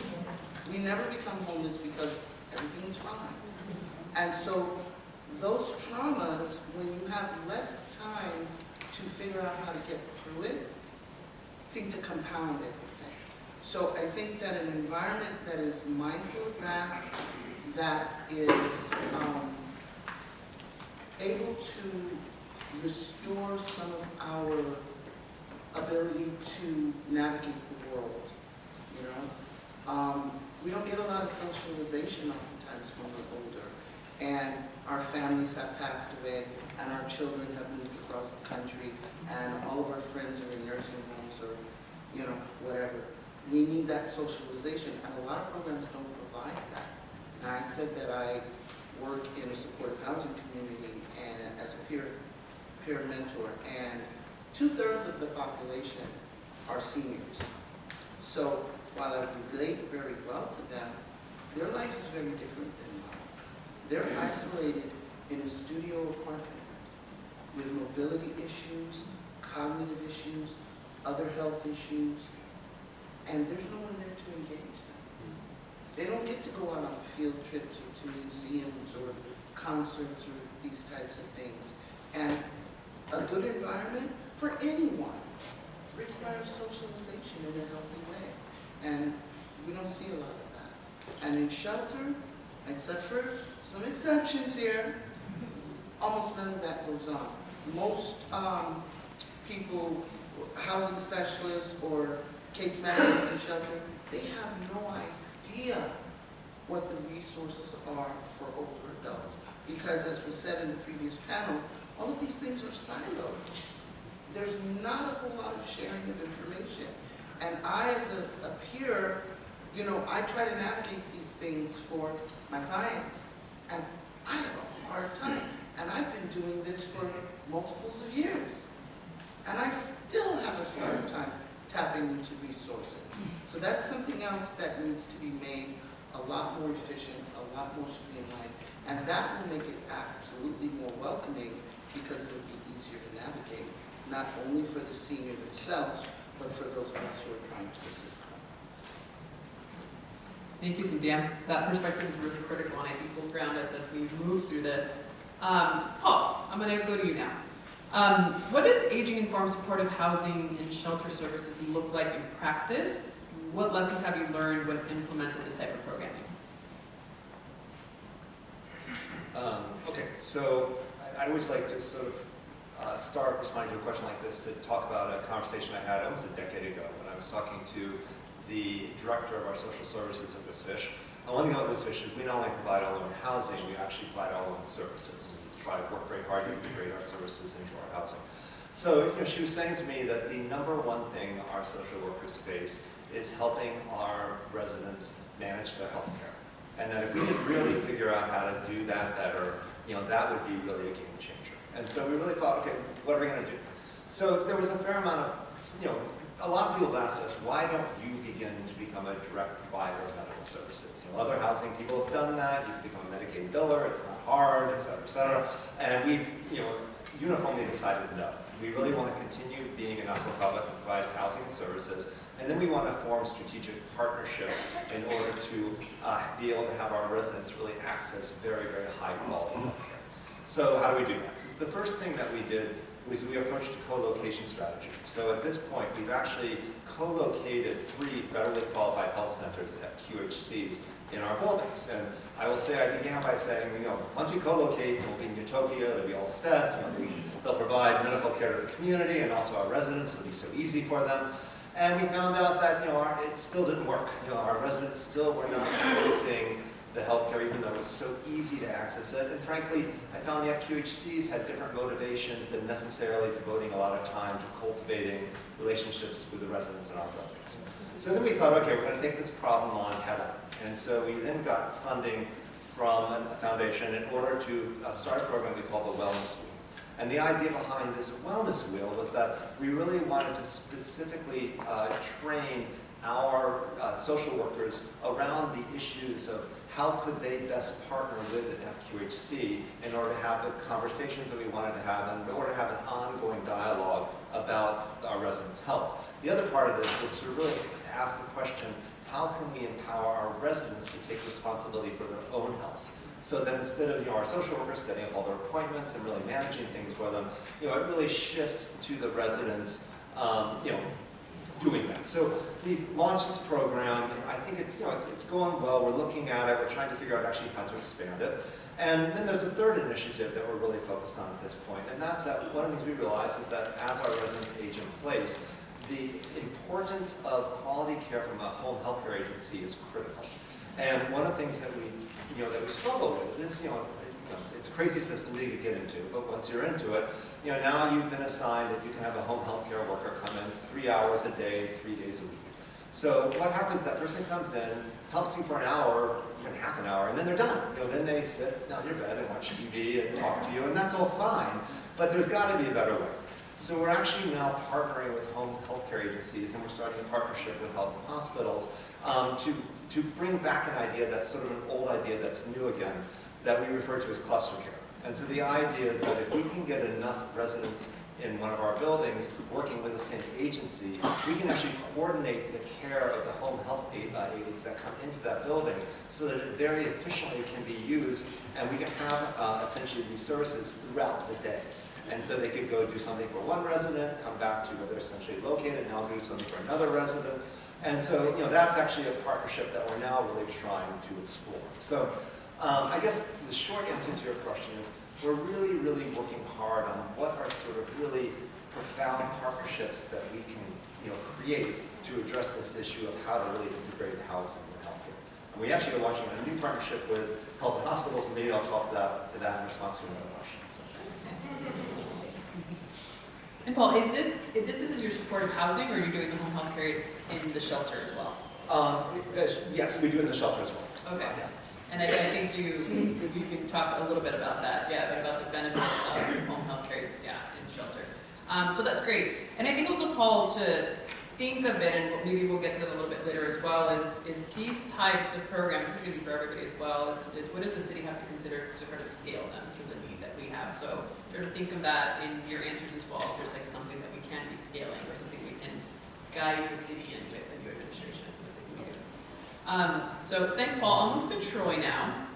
So Troy, I think this also moves us in. You're really at the intersection of healthcare and housing as well. Can you share how your medical respite programs are meeting the needs of older adults? And we talked about occupational therapy also being some of the things that you're offering in your supportive housing services. How has that enabled care or sort of enhanced the care that you're providing?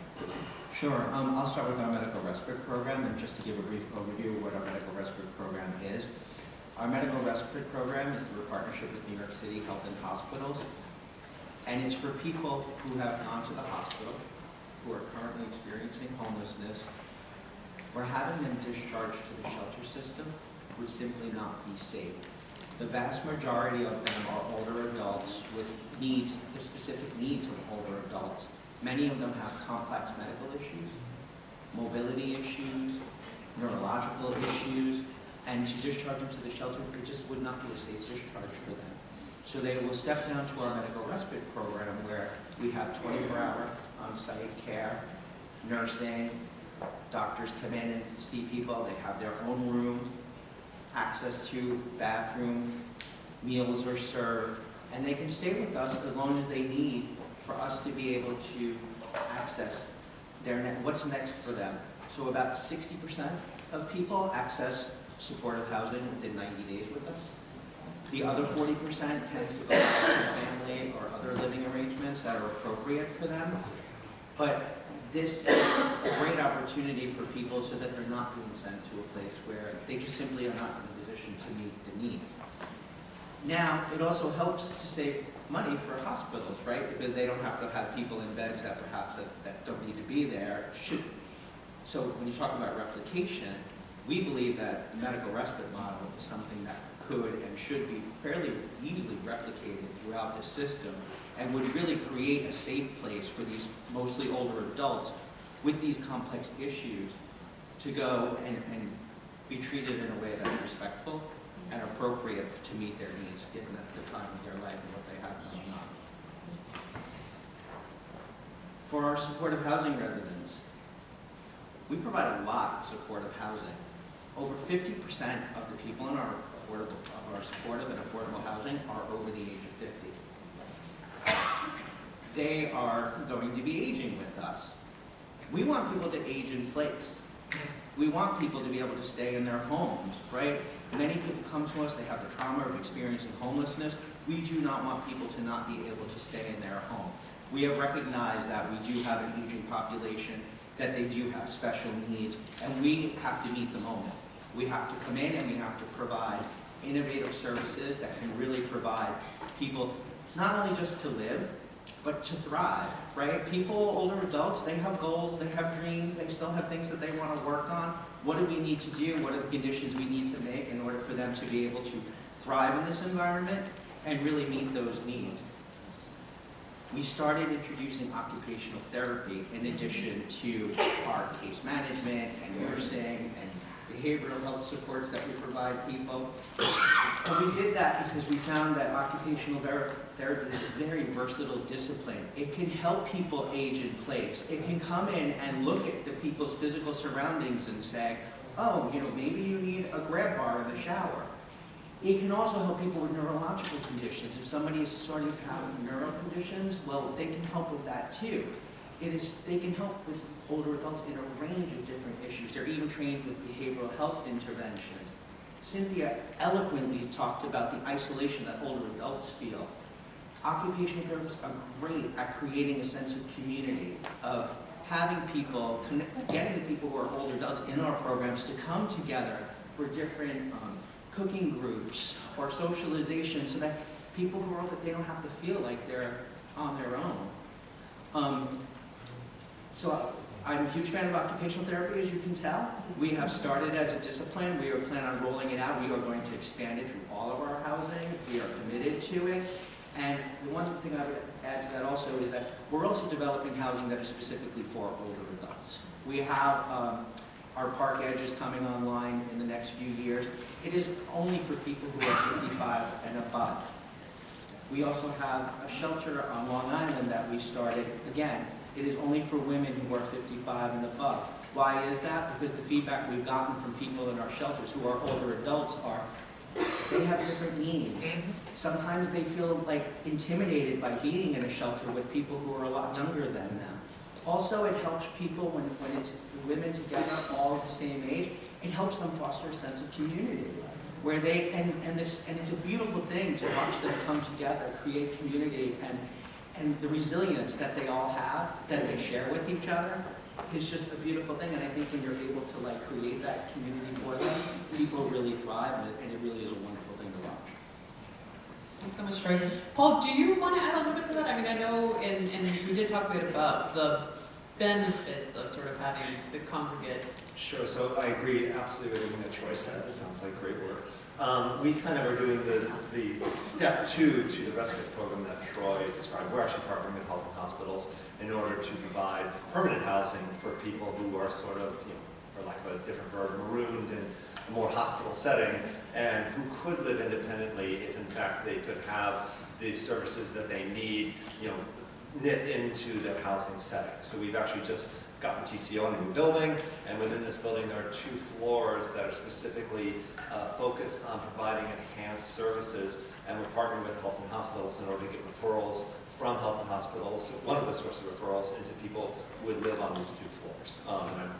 It's really, one of our goals has always been to figure out how we can really lengthen the time that people can stay on our housing safely, but really stay in the community that they've often lived in for decades, but receive the services that they need.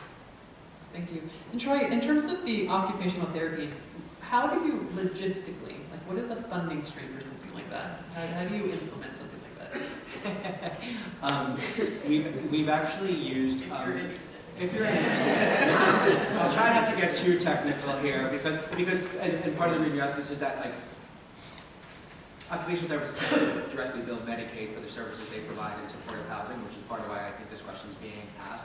We do receive something that's called resident tenancy services, RTS funds, which are Medicaid dollars that we have a little bit more creative use that we can utilize. And because we do supportive housing at a large scale, it's a little bit of money, but when you do a lot of housing, you get a fair amount of it.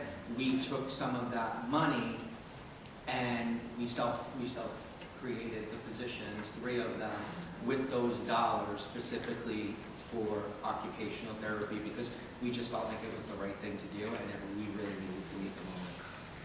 Excellent, thank you. Jesse, going to you.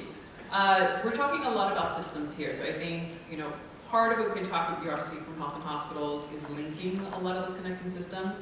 How can we better link housing, healthcare, and social services to prevent older adults from cycling between homelessness and hospitals?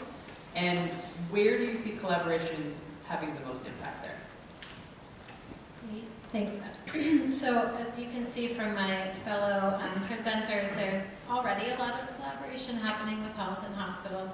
I think you both work primarily probably with the Housing for Health program within health and hospitals, who are doing a lot of amazing and cutting edge work that hopefully is scalable on this topic. But something I probably should have said in the beginning is, so I'm a nurse. I worked for over a decade in critical care in New York City, so I'm more familiar with the health system side of things, less familiar with the housing side of things, although through this work I've had to become more and more familiar, which is essentially what healthcare workers throughout the system are having to do every day to meet the needs of this population. So another thing I should add is that my familiarity is more just because of the nature of the referrals I've gotten over the years, are people who are acquiring these disability, aging in shelter and deteriorating in shelter, or who have severe behavioral presentations along with their social and health related needs. So they're really not a good fit for a lot of programs, because a lot of the programs that we're talking about here require a certain degree of behavioral control, just to be honest, to be able to get by in those systems. And so there's still significant gaps with the complex needs population. And what the hospitals do, even what shelter providers or supportive housing providers do really well, is crisis response. They're used to crisis response, so there's a lot of attention to people in crisis, and there's a lot of people in crisis, and we're not always doing the follow-up in the intervening periods where there's opportunities to get those services into place.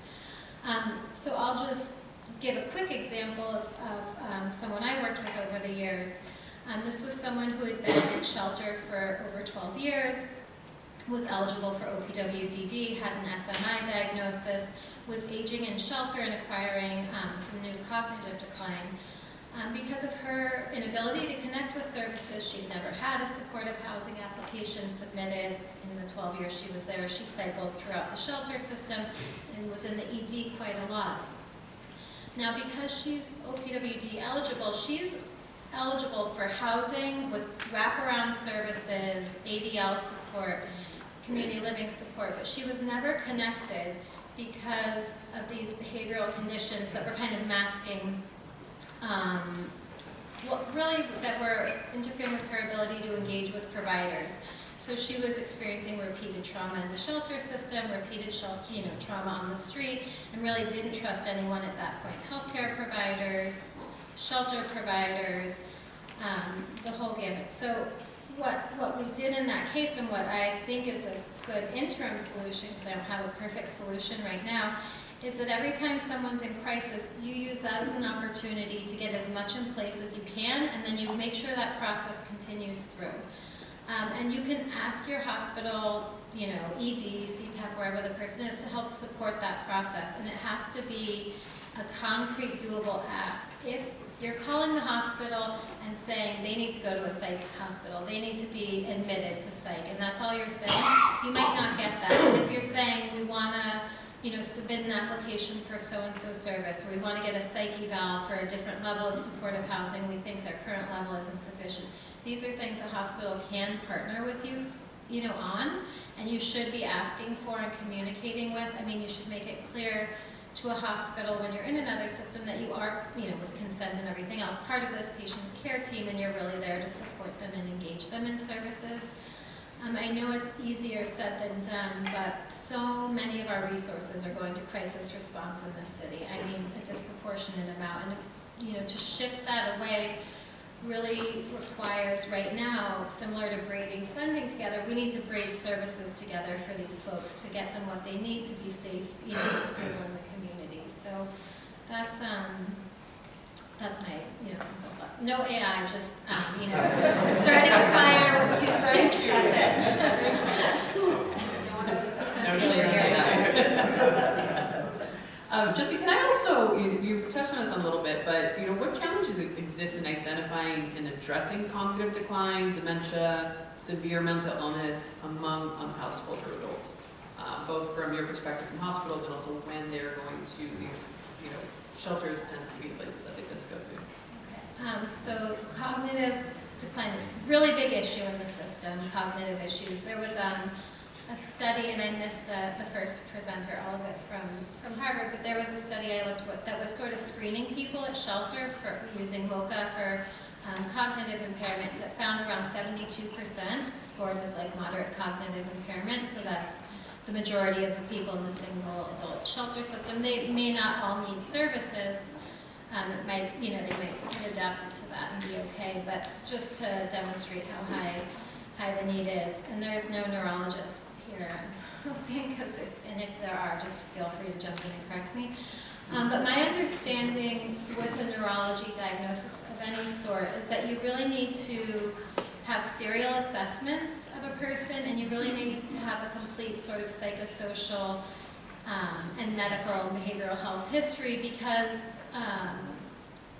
presentation and these sort of soft factors are how you'll diagnose and understand if they've been like this 10 years, 2 years, 1 year, a week. Those are very different things. It could be UTI versus old TBI versus, unrecognized IDD or other types of things going on with a person. So I would say, as providers in the community, the most important thing you can do is, if you recognize cognitive impairment, is to try and ask the provider for some type of standardized testing and make sure you're collecting that information over time. So a MoCA, an MMSE, whatever the provider is going to use, serial documentation, instead of saying, like, they have dementia, they're not appropriate for this setting, they need a higher level of care. That's often what I hear. You need to quantify that, and even better, which I know is not always possible, is get psychological testing, even get more insight into their adaptive ability if they've had this impairment for quite a long time. Having people who know the person well, having really accurate psychosocials. So many psychosocials I've read where I think to myself, this is about someone else. This is not this person. And I don't know, maybe they present it so differently, but the fact is, like, many people writing these psychosocials that are then getting passed along throughout the system don't really know the person. And that has to do with a lot of things. That has to do with, to some degree, staff turnover, our ability to support the teams that are supporting these clients and patients. But yeah, really concrete, like knowing a person, understanding. Necessary. But then you have to figure out how to get back to your doctor. I've got a pacemaker, I've got a double knee replacement, I've got all kinds of stuff going on. I was living in the Bronx, now I'm living in Brooklyn, and the shelter is in Manhattan. How do I get there? Why do I have to keep traversing through 3 different boroughs to get simple medical care? Right? So there are organizations that care for the homeless, ICL, and so forth, that are figuring this out. But solution-wise, in terms of funding and all of that, that's not really my wheelhouse. I hope that the people who can make those changes see it from our perspective, the perspective of people whose programs really want to make a difference, and from the perspective of those of us who have lived it and who have witnessed it. I've watched people languish in shelter because of cognitive disabilities, physical disabilities, temporary ailments, long-term ailments, and for the most part, there are no services for that. We've got to figure that part out too. Why can't a dialysis patient who is in shelter, who, yeah, okay, should not really be in shelter, but there's nowhere else for them to go right now, why can't they have a home health aide come in for 2 hours or 3 hours to help them shower, change their bedding, make sure that whatever they need is sanitized and so forth? Why is that so difficult? It shouldn't be. It shouldn't be. So if I've answered your question, then I'm going to stop. Beautiful. Because I will drift. Just in case we need to reset it again, this is great, thank you. Thinking about the models that we've talked about, what are some ingredients to kind of scale them, and what are some policy or funding changes that will make the biggest difference? 2 come to mind for me. One is occupational therapists should be able to bill Medicaid for the services they provide to the people in our housing, full stop. If we were able to bill Medicaid, we could all expand this, and we need this. We know we have an aging population, the need is there. If they could bill Medicaid, we could expand it tomorrow to all of these organizations and really meet the moment rather than ICL trying to piece together hodgepodge funding to make it work to the best of our ability. We have 3 occupational therapies. I could use 15, 20, given how many, right? And if we could bill Medicaid, we could make that happen. So that's first one that I would make, policy recommendation. Anybody here has control over that? Let's get to it. And then the second for medical respite. Our medical respite is funded through New York City Health and Hospital because they have the innovative spirit and the foresight to see that this is a gap in the continuum that needed to be filled, and thank you for that. There are dollars you can access through the 1115 waiver, the social care network for medical respite, but there's no guarantee the 1115 waiver is going to be renewed. We don't know, right? If that became part of the state Medicaid plan, medical respite services, we could expand it throughout all of the city. It is clearly meeting a gap in the continuum, should be part of the state Medicaid plan. And then, we could replicate this to scale to really meet the needs of the people who need it so desperately. So just to step back, I looked at the most recent report of causes of death amongst people experiencing homelessness in New York City, and although we acknowledge that the population of people experiencing homelessness is aging, what stood out to me is that the top 5 causes of death, overdose, heart disease, accident, suicide, alcohol use, I might have mixed up. Those are deaths of despair, primarily. Those aren't deaths of old age. So I would advocate for the one thing we need to scale is more housing models that are different. So supportive housing has case management, and then there's sometimes these other add-ons, and never know where you're going to find them. It's not consistent. The person who needs it might not be placed in that unit always, just because there's such high volume. So I'll just use one example. It's on the grounds of Creedmoor. It's through a small provider, and I don't know if they're the best, you guys would know, but TSI Hope House. It's for people with cognitive impairment and serious mental illness. Each person has their own room. The meals are prepared for them. There's medication management, and they have transportation to activities every day. So it's a very high-need population, and this small site's able to provide that level of services. But really, there's not that many organizations around who will provide that level of support every single day for someone who needs that level of support, where even with OT, they're not going to be to the point of being able to engage in all those activities. So I would say scale up these very supportive housing models, which I'm glad to hear we're doing, that aren't institutions, because we still do want to avoid institutionalization of people and keep them, in the least restrictive setting that meets their needs. So I can really build off of that very easily. So the very quick answer is that I just think there needs to be much more support for 100% congregate housing for low-income seniors. Because once you've built that, you've built a building that is fully accessible, you've addressed those issues, You now have people, safely housed. There's a little bit like a meals program on that. All of a sudden, you're addressing nutrition concerns. You can bring in health care, and then most importantly, you can really create a dynamic community there where the residents are caring for one another and addressing sort of this, epidemic of despair that, I think was very eloquently referred to. So, I mean, I think it's a no-brainer, and I just think there needs to be a recognition of to what extent, building congregate senior housing is, like a forefront. You solve so many problems all at once by building 100% congregate affordable senior housing. So that's kind of the quick answer. I'd say the other thing, I was really struck by Al's description in the earlier panel where he talked about parallel universes.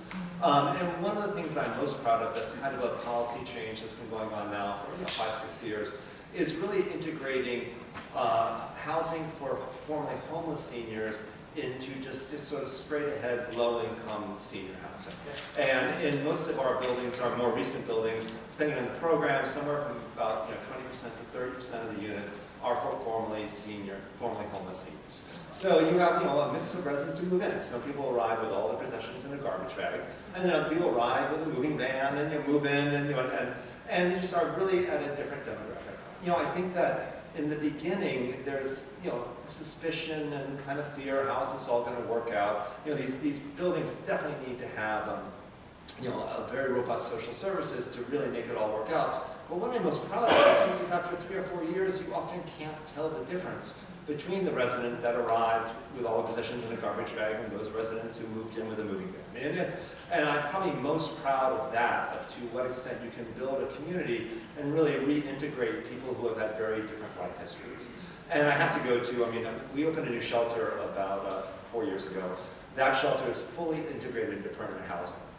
And so the idea there is, I have to laugh because DHS and HPD required us to have separate addresses for the two buildings. And so you walk in one door for the shelter, you walk in another door for the housing. Our front desk is between the two doors, and I always laugh. I picture somebody walking the door going, wait a minute, I'm in the same lobby. And so just there's this whole idea there of normalizing shelter. Shelter is just one part of the housing continuum, and you really want it perceived as such. Back to me,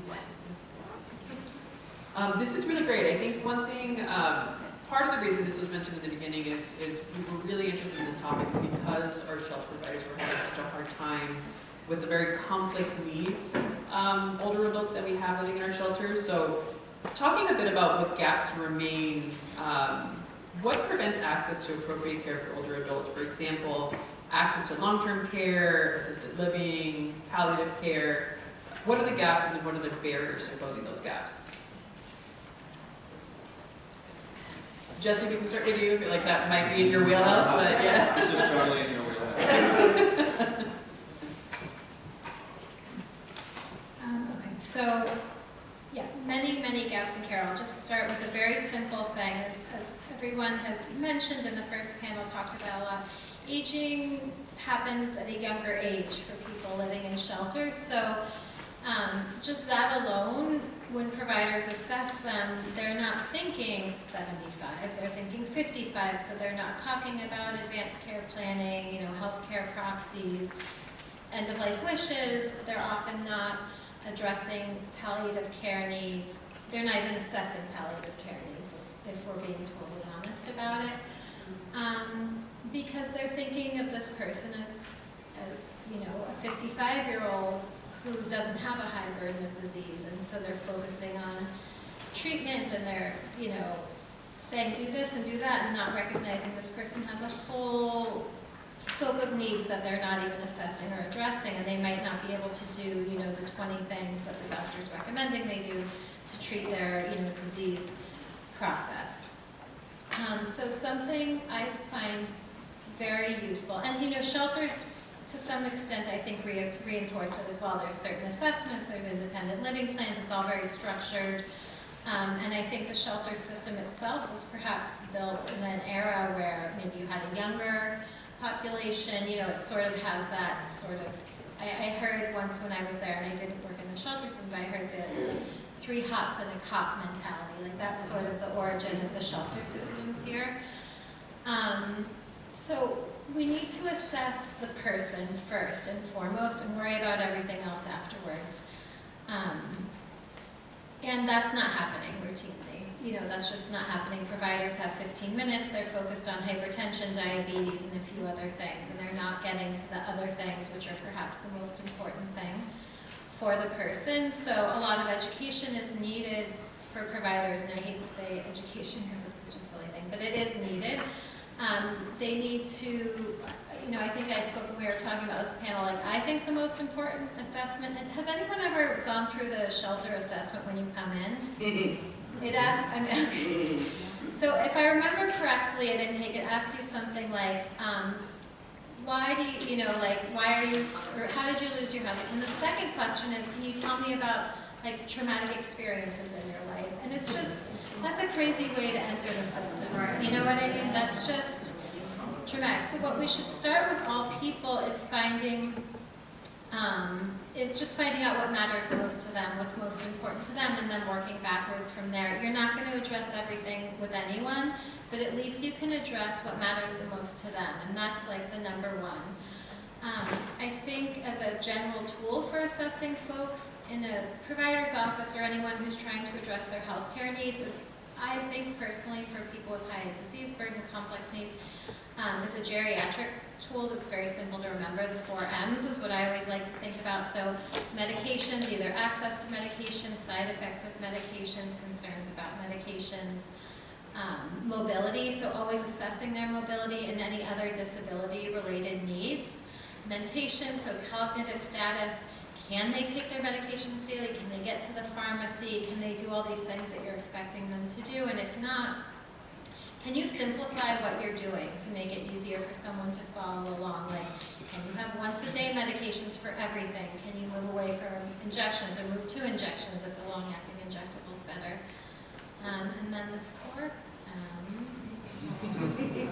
okay, so mentation, mobility, medications of what matters most, what I started with. So what matters most to them? I mean, if you can work on someone's goals with them, they're just, everything's going to work better in their encounters with the health system. In terms of long-term care, I'm just going to say a lot of these services are hard to access because of policy issues. You know, they turned Medicaid into this big managed care system with 10 different providers and different assessments for long-term versus short-term. I don't know if other states or Massachusetts, I know we had here, have that, but it's pretty crazy here and it's pretty complex. People can have essential plans, you know, any Medicaid managed care, and if you want long-term care services and supports, you have to go through weeks of like these independent assessor assessments and all types of things, and then you have to find a home health aide who will come to your, you know, residents. They're not allowed in shelter for the most part. So many, many systemic barriers. And I don't know if I answered your question, but there's a lot of good people every day working through these issues and a lot of great providers. I'll give a shout out to our health and hospital safety net clinics. They're located at Bellevue Hospital, Elmhurst, Lincoln, and Woodhull. If you need a great provider who really takes the time to understand the population and deliver high quality care, I highly recommend those clinics. And there's a lot of other great providers care for the homeless. I mean, we're doing similar. So, yeah, that's there. Thanks, Jessie. Anybody? I was thinking about what you were saying, Jesse, and when you were talking about looking at the individual needs of the person. It doesn't happen a lot. Like, for example, I'm involved with a study called the Growth Study through NYU Langone, which is also sponsored by HUD, Housing and Urban Development, and it's older adults transitioning from homelessness to home. I think I got that right. And one of the things that we found out in the study so far, because it's still ongoing, is that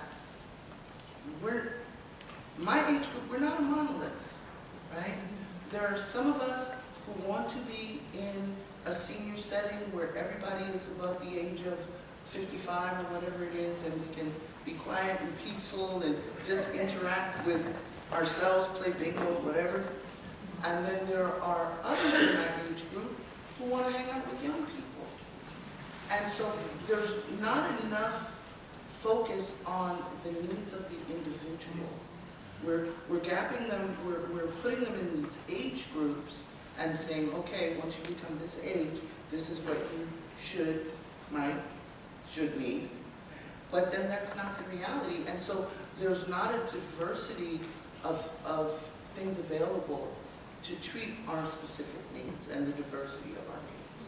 And I think that that's something that systemically needs to change, because once we go from shelter, which is a trauma and a tragedy all in itself, and when you leave shelter, you have more problems than you did when you came in, you know, most of the time.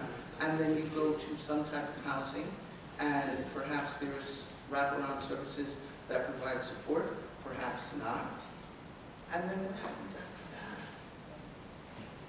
What happens after that? We're still continuing to age, we still have the problems that we have, but who's looking back to see that we're still getting the things that we need? It doesn't happen very often. Thanks, okay. I was just thinking about what Jesse was talking about in terms of being like assessed appropriately, and talking about the shelters. And what comes to mind for me is really the need for purpose-built shelters. Right, I'm a firm believer in more housing. Right, we need more housing, fewer shelters. I want to give people a home and a place to sleep for a night, but there's room for both. But doing purpose-built shelters, which are smaller, where people have their own room, where they have privacy and dignity and respect, and they feel safe, and increase supportive services in these smaller shelters so that people can get assessed appropriately and thoroughly, so that people don't get lost. We have some of these bigger shelters, ICL, we have one, 200 people, despite our best efforts, you know, sometimes people do get lost in them. So really doing smaller shelters, purpose-built, where people can really get the assessment and the comprehensive services they need, so then we can really help them make the next step into housing, whatever that looks like for them, that's going to best meet their needs. I totally agree with that, because I'm a product of a small shelter program. 50 women or less, mental health shelter, very concentrated attention to the individual's needs. And I can absolutely tell you that but for that small, specific program, I wouldn't be where I am today. And the congregate shelter, 200 beds, and I know the shelter you're talking about, because I did these inspections for many years, people do care. And the more needs you have, unfortunately, the easier it is to get lost, because you're not able to respond in the way that other people do to engagement. So the more critical your needs, the smaller the environment should be, in my opinion. So I applaud ICF for that. Thank you so much. Now we can keep talking, but I'm gonna get us to the closing statement. We'll get to some Q&A. So for a closing statement, to wrap this up, I'd like each of you to share one final thought, a message that you would give to policymakers or practitioners about addressing the needs of older adults experiencing homelessness. And we'll go around the table. We could start with Paul. Yeah, that's cool. We'll start with Paul. I feel like I already answered this question. I just think there's such an incredible need for 100% congregate senior housing. I have to say, our senior housing is not some place that's quiet and peaceful. There are lots of things going on. They're very dynamic places to live. And I think that's part of the issue. I think that people have actually a misconception of what it means to live in an older community. These can be very, very dynamic, interesting places where, you know, people are doing all sorts of interesting things together and supporting one another. So I just feel like that needs to be really addressed. I think there's this kind of mythologies of, oh, it's so much better to have housing that has like children and families and people who are working and then a few seniors. Well, that's great if in fact you can provide services in that setting for children and families and people who need jobs. And it demands a level of sort of expertise that I think is not cost effective. Whereas, and I think the big issue with regard to 100% senior housing is these people typically are not going to work. They might be going to volunteer, they might be doing different things, but in comparison to other populations, they're home a lot more. And there's a lot more opportunities for them really to build robust communities. And one of the things that I'm very interested in is that in a lot of our buildings, I always feel like they're like kind of three factors. They're the residents who live there, they're the staff who work with the residents, and then there's the community. The community itself often can have a very strong effect in terms of sort of setting norms for what's it like to live here, how are we going to treat one another. And one of the things we really focus on when we open a new building is, how are we very thoughtfully going to create the community that will really make this a wonderful place to live.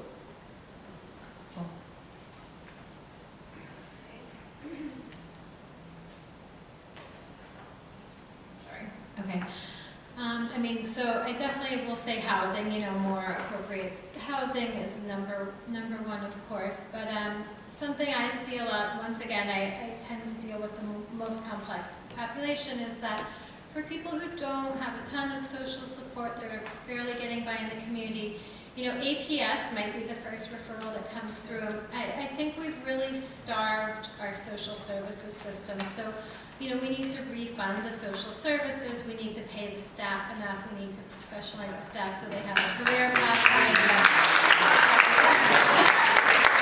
Yes, they have a career pathway, better salaries, better benefits, all of that I think needs to happen 100%, because you have great staff. I've worked with the most amazing people where I was like, this is an angel, I just met a real life angel, and you know what, then they're gone, because they're not getting paid the right salary, they don't have the opportunities, so they go somewhere else where I know they're not going to do as much good. The system should have retained that person. So I think we have to stop starving our social services system. We need to invest in it. And I just put a flag for APS because I think that they're the first person that often knows when someone's going to lose homelessness and become homeless, not paying their bills, having other things. And if they just close the case and nothing's ever done, well, it's like a missed opportunity for folks. So just throw those things out there. Thanks. I tend to be a bit of an optimist, so I think the good news is we know it works, right? It's not like we have to sit here and think about what do we need to do to meet the needs. You've heard people describe all of these different services, programs, things that are effective. We know that they're effective. We know that they meet the moment. It's just about us coming together as a community to lobby together, to have one voice, to be able to get the support to scale these things, to really meet the needs of the community at a time when really we need it more than ever. And so we have these effective programs. We know that they work. It's about getting together and working together to really figure out ways to expand them, to really meet the needs of all the older adults in our community. And yeah, I agree with you, Troy. We sit in these rooms and we have these conversations and they're filled with good intentions and great ideas and all of that. But at the end of the day, we seem to go our separate ways again. And the collective power that we should actually bring toward getting these policies changed, we have it. So my frustration, being on both sides of the table, is why aren't we doing it? We know what the solutions are. We have the numbers. We can prove all of these things that we talk about, either individually, studies that we're doing, actual boots on the ground implementation, and we have I'm a success story. Other people in this audience with lived experience, whether they're still in shelter or whether they've moved on, we are success stories, because if we weren't success stories, we wouldn't be sitting in this room with you all. We need to come together and really make this happen. We've got to stop talking about it and be about it collectively. And I think it will make a big difference. Wonderful. Well, thank you all very much for those very thoughtful closing points.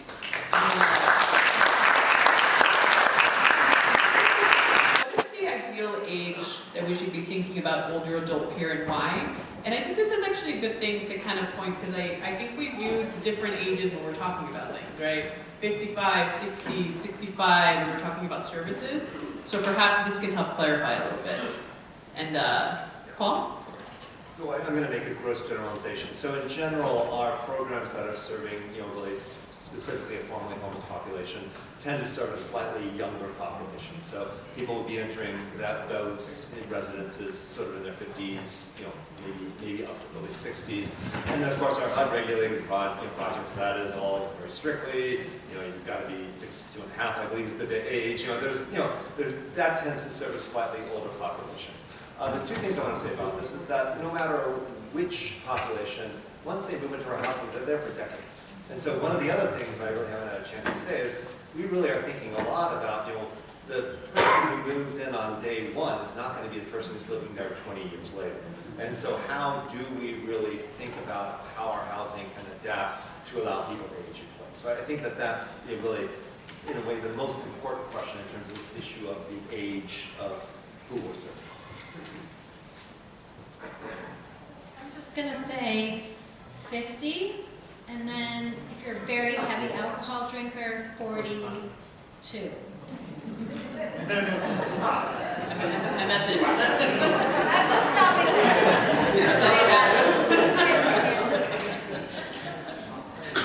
That's great. That's very helpful. I think, let me go on this technical question. It's a bit long, it's only 15, and it's about supportive housing. So, the New York State ESHI, is that ESHI? Program is a category for senior supportive housing, but because of DOH rules and regulations, many buildings struggle to cover the cost for essential services, including round-the-clock security and on-call emergency support that allow medically frail elderly tenants to live in communities instead of nursing homes. Can you talk about how New York City or housing providers can work to bridge those service gaps to ensure tenants receive the support they need to age and live independently?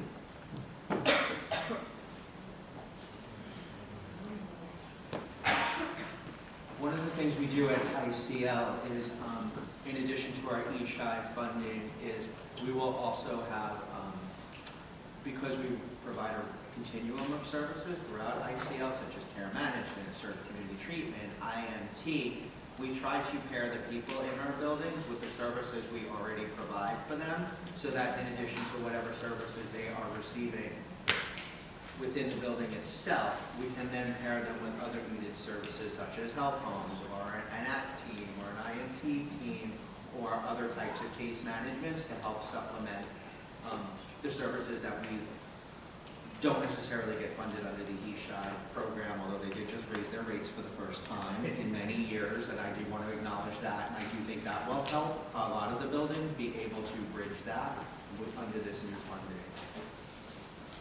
Excellent, thank you. There was one, we've got a couple of questions about this, and I think it's pertinent for sure.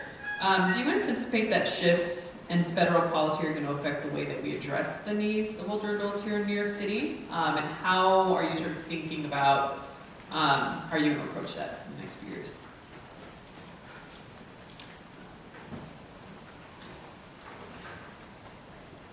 I have a thought. So one thing I think about a lot is that we say we want universal basic income for everybody. But most people I come across, no one has done SSI, SSDI applications for them. So I think with the coming administration, what we know is coming down the line, which is work requirements for people without disabilities and reduced funding through other types of programs. I think we really have to focus on getting people that universal basic income, which will accomplish two things. One, it'll demonstrate they have a disability, so the work requirements won't apply. And two, it'll give them universal basic income, which is what everyone needs to get by. So just thinking about that is one thing I think we all as social service kind of providers should be thinking about.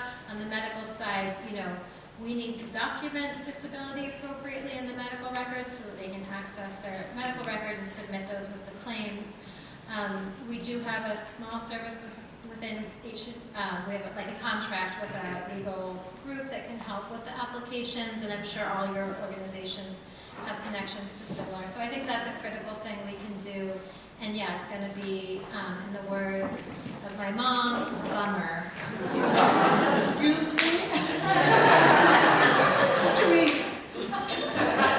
It's not a thing anymore? How she summed it up, and I was like, that pretty much sums it up in one word. Great.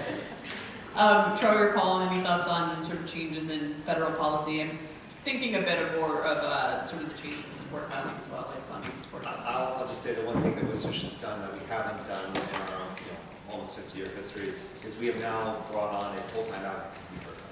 And the advocacy person is addressing not just promoting senior affordable housing, but kind of really dealing with the criminalization of homelessness, all sorts of these atrocities that we're now facing. And I feel as though it's sort of an obligation of a not-for-profit that's our size to really be out there and taking our good reputation and using it to really expand the scope of what we're saying. I would say the same. We at ICL, we lobby all of our elected officials, and we put out white papers and really trying to influence the system to try to protect the people from these oncoming federal cuts. We're doing a lot of that too. I'm begging you. And it's important. We've got to keep speaking up. We've got to keep applying that pressure, because when we become silent, nothing changes. And we've got to be consistent. See, I've been watching this for years, as most of you have, and we have these moments where we're all talking about the same thing. And then the moment passes. And when the moment passes, so does the action. And then we wait for another moment. And then that passes. And so we keep doing the same thing over and over again, which, to my mind, doesn't hold the policymakers and the politicians accountable in the way that they should be held accountable. Because we go from administration to administration, and the promises that were made here are not kept there. And so we're constantly starting over again, trying to fill these gaps, trying to make another set of people understand what we're talking about. So I don't know how I'm going to finish that statement, but that's what came to mind. I'm sorry. Thanks, Cynthia. Another question, we had a couple of these, but is there any specific efforts to make the process of getting folks housed more quickly? I was at a supportive housing building yesterday, and they had 5 apartments ready for people to move in, but they're waiting for people to get through the process. And I think that sort of speaks to the admin barriers that many folks have to deal with, the many different systems that folks are accessing. Any thoughts on perhaps how to make that an easier process, or something where we can get people sort of screened quicker and into the appropriate buildings?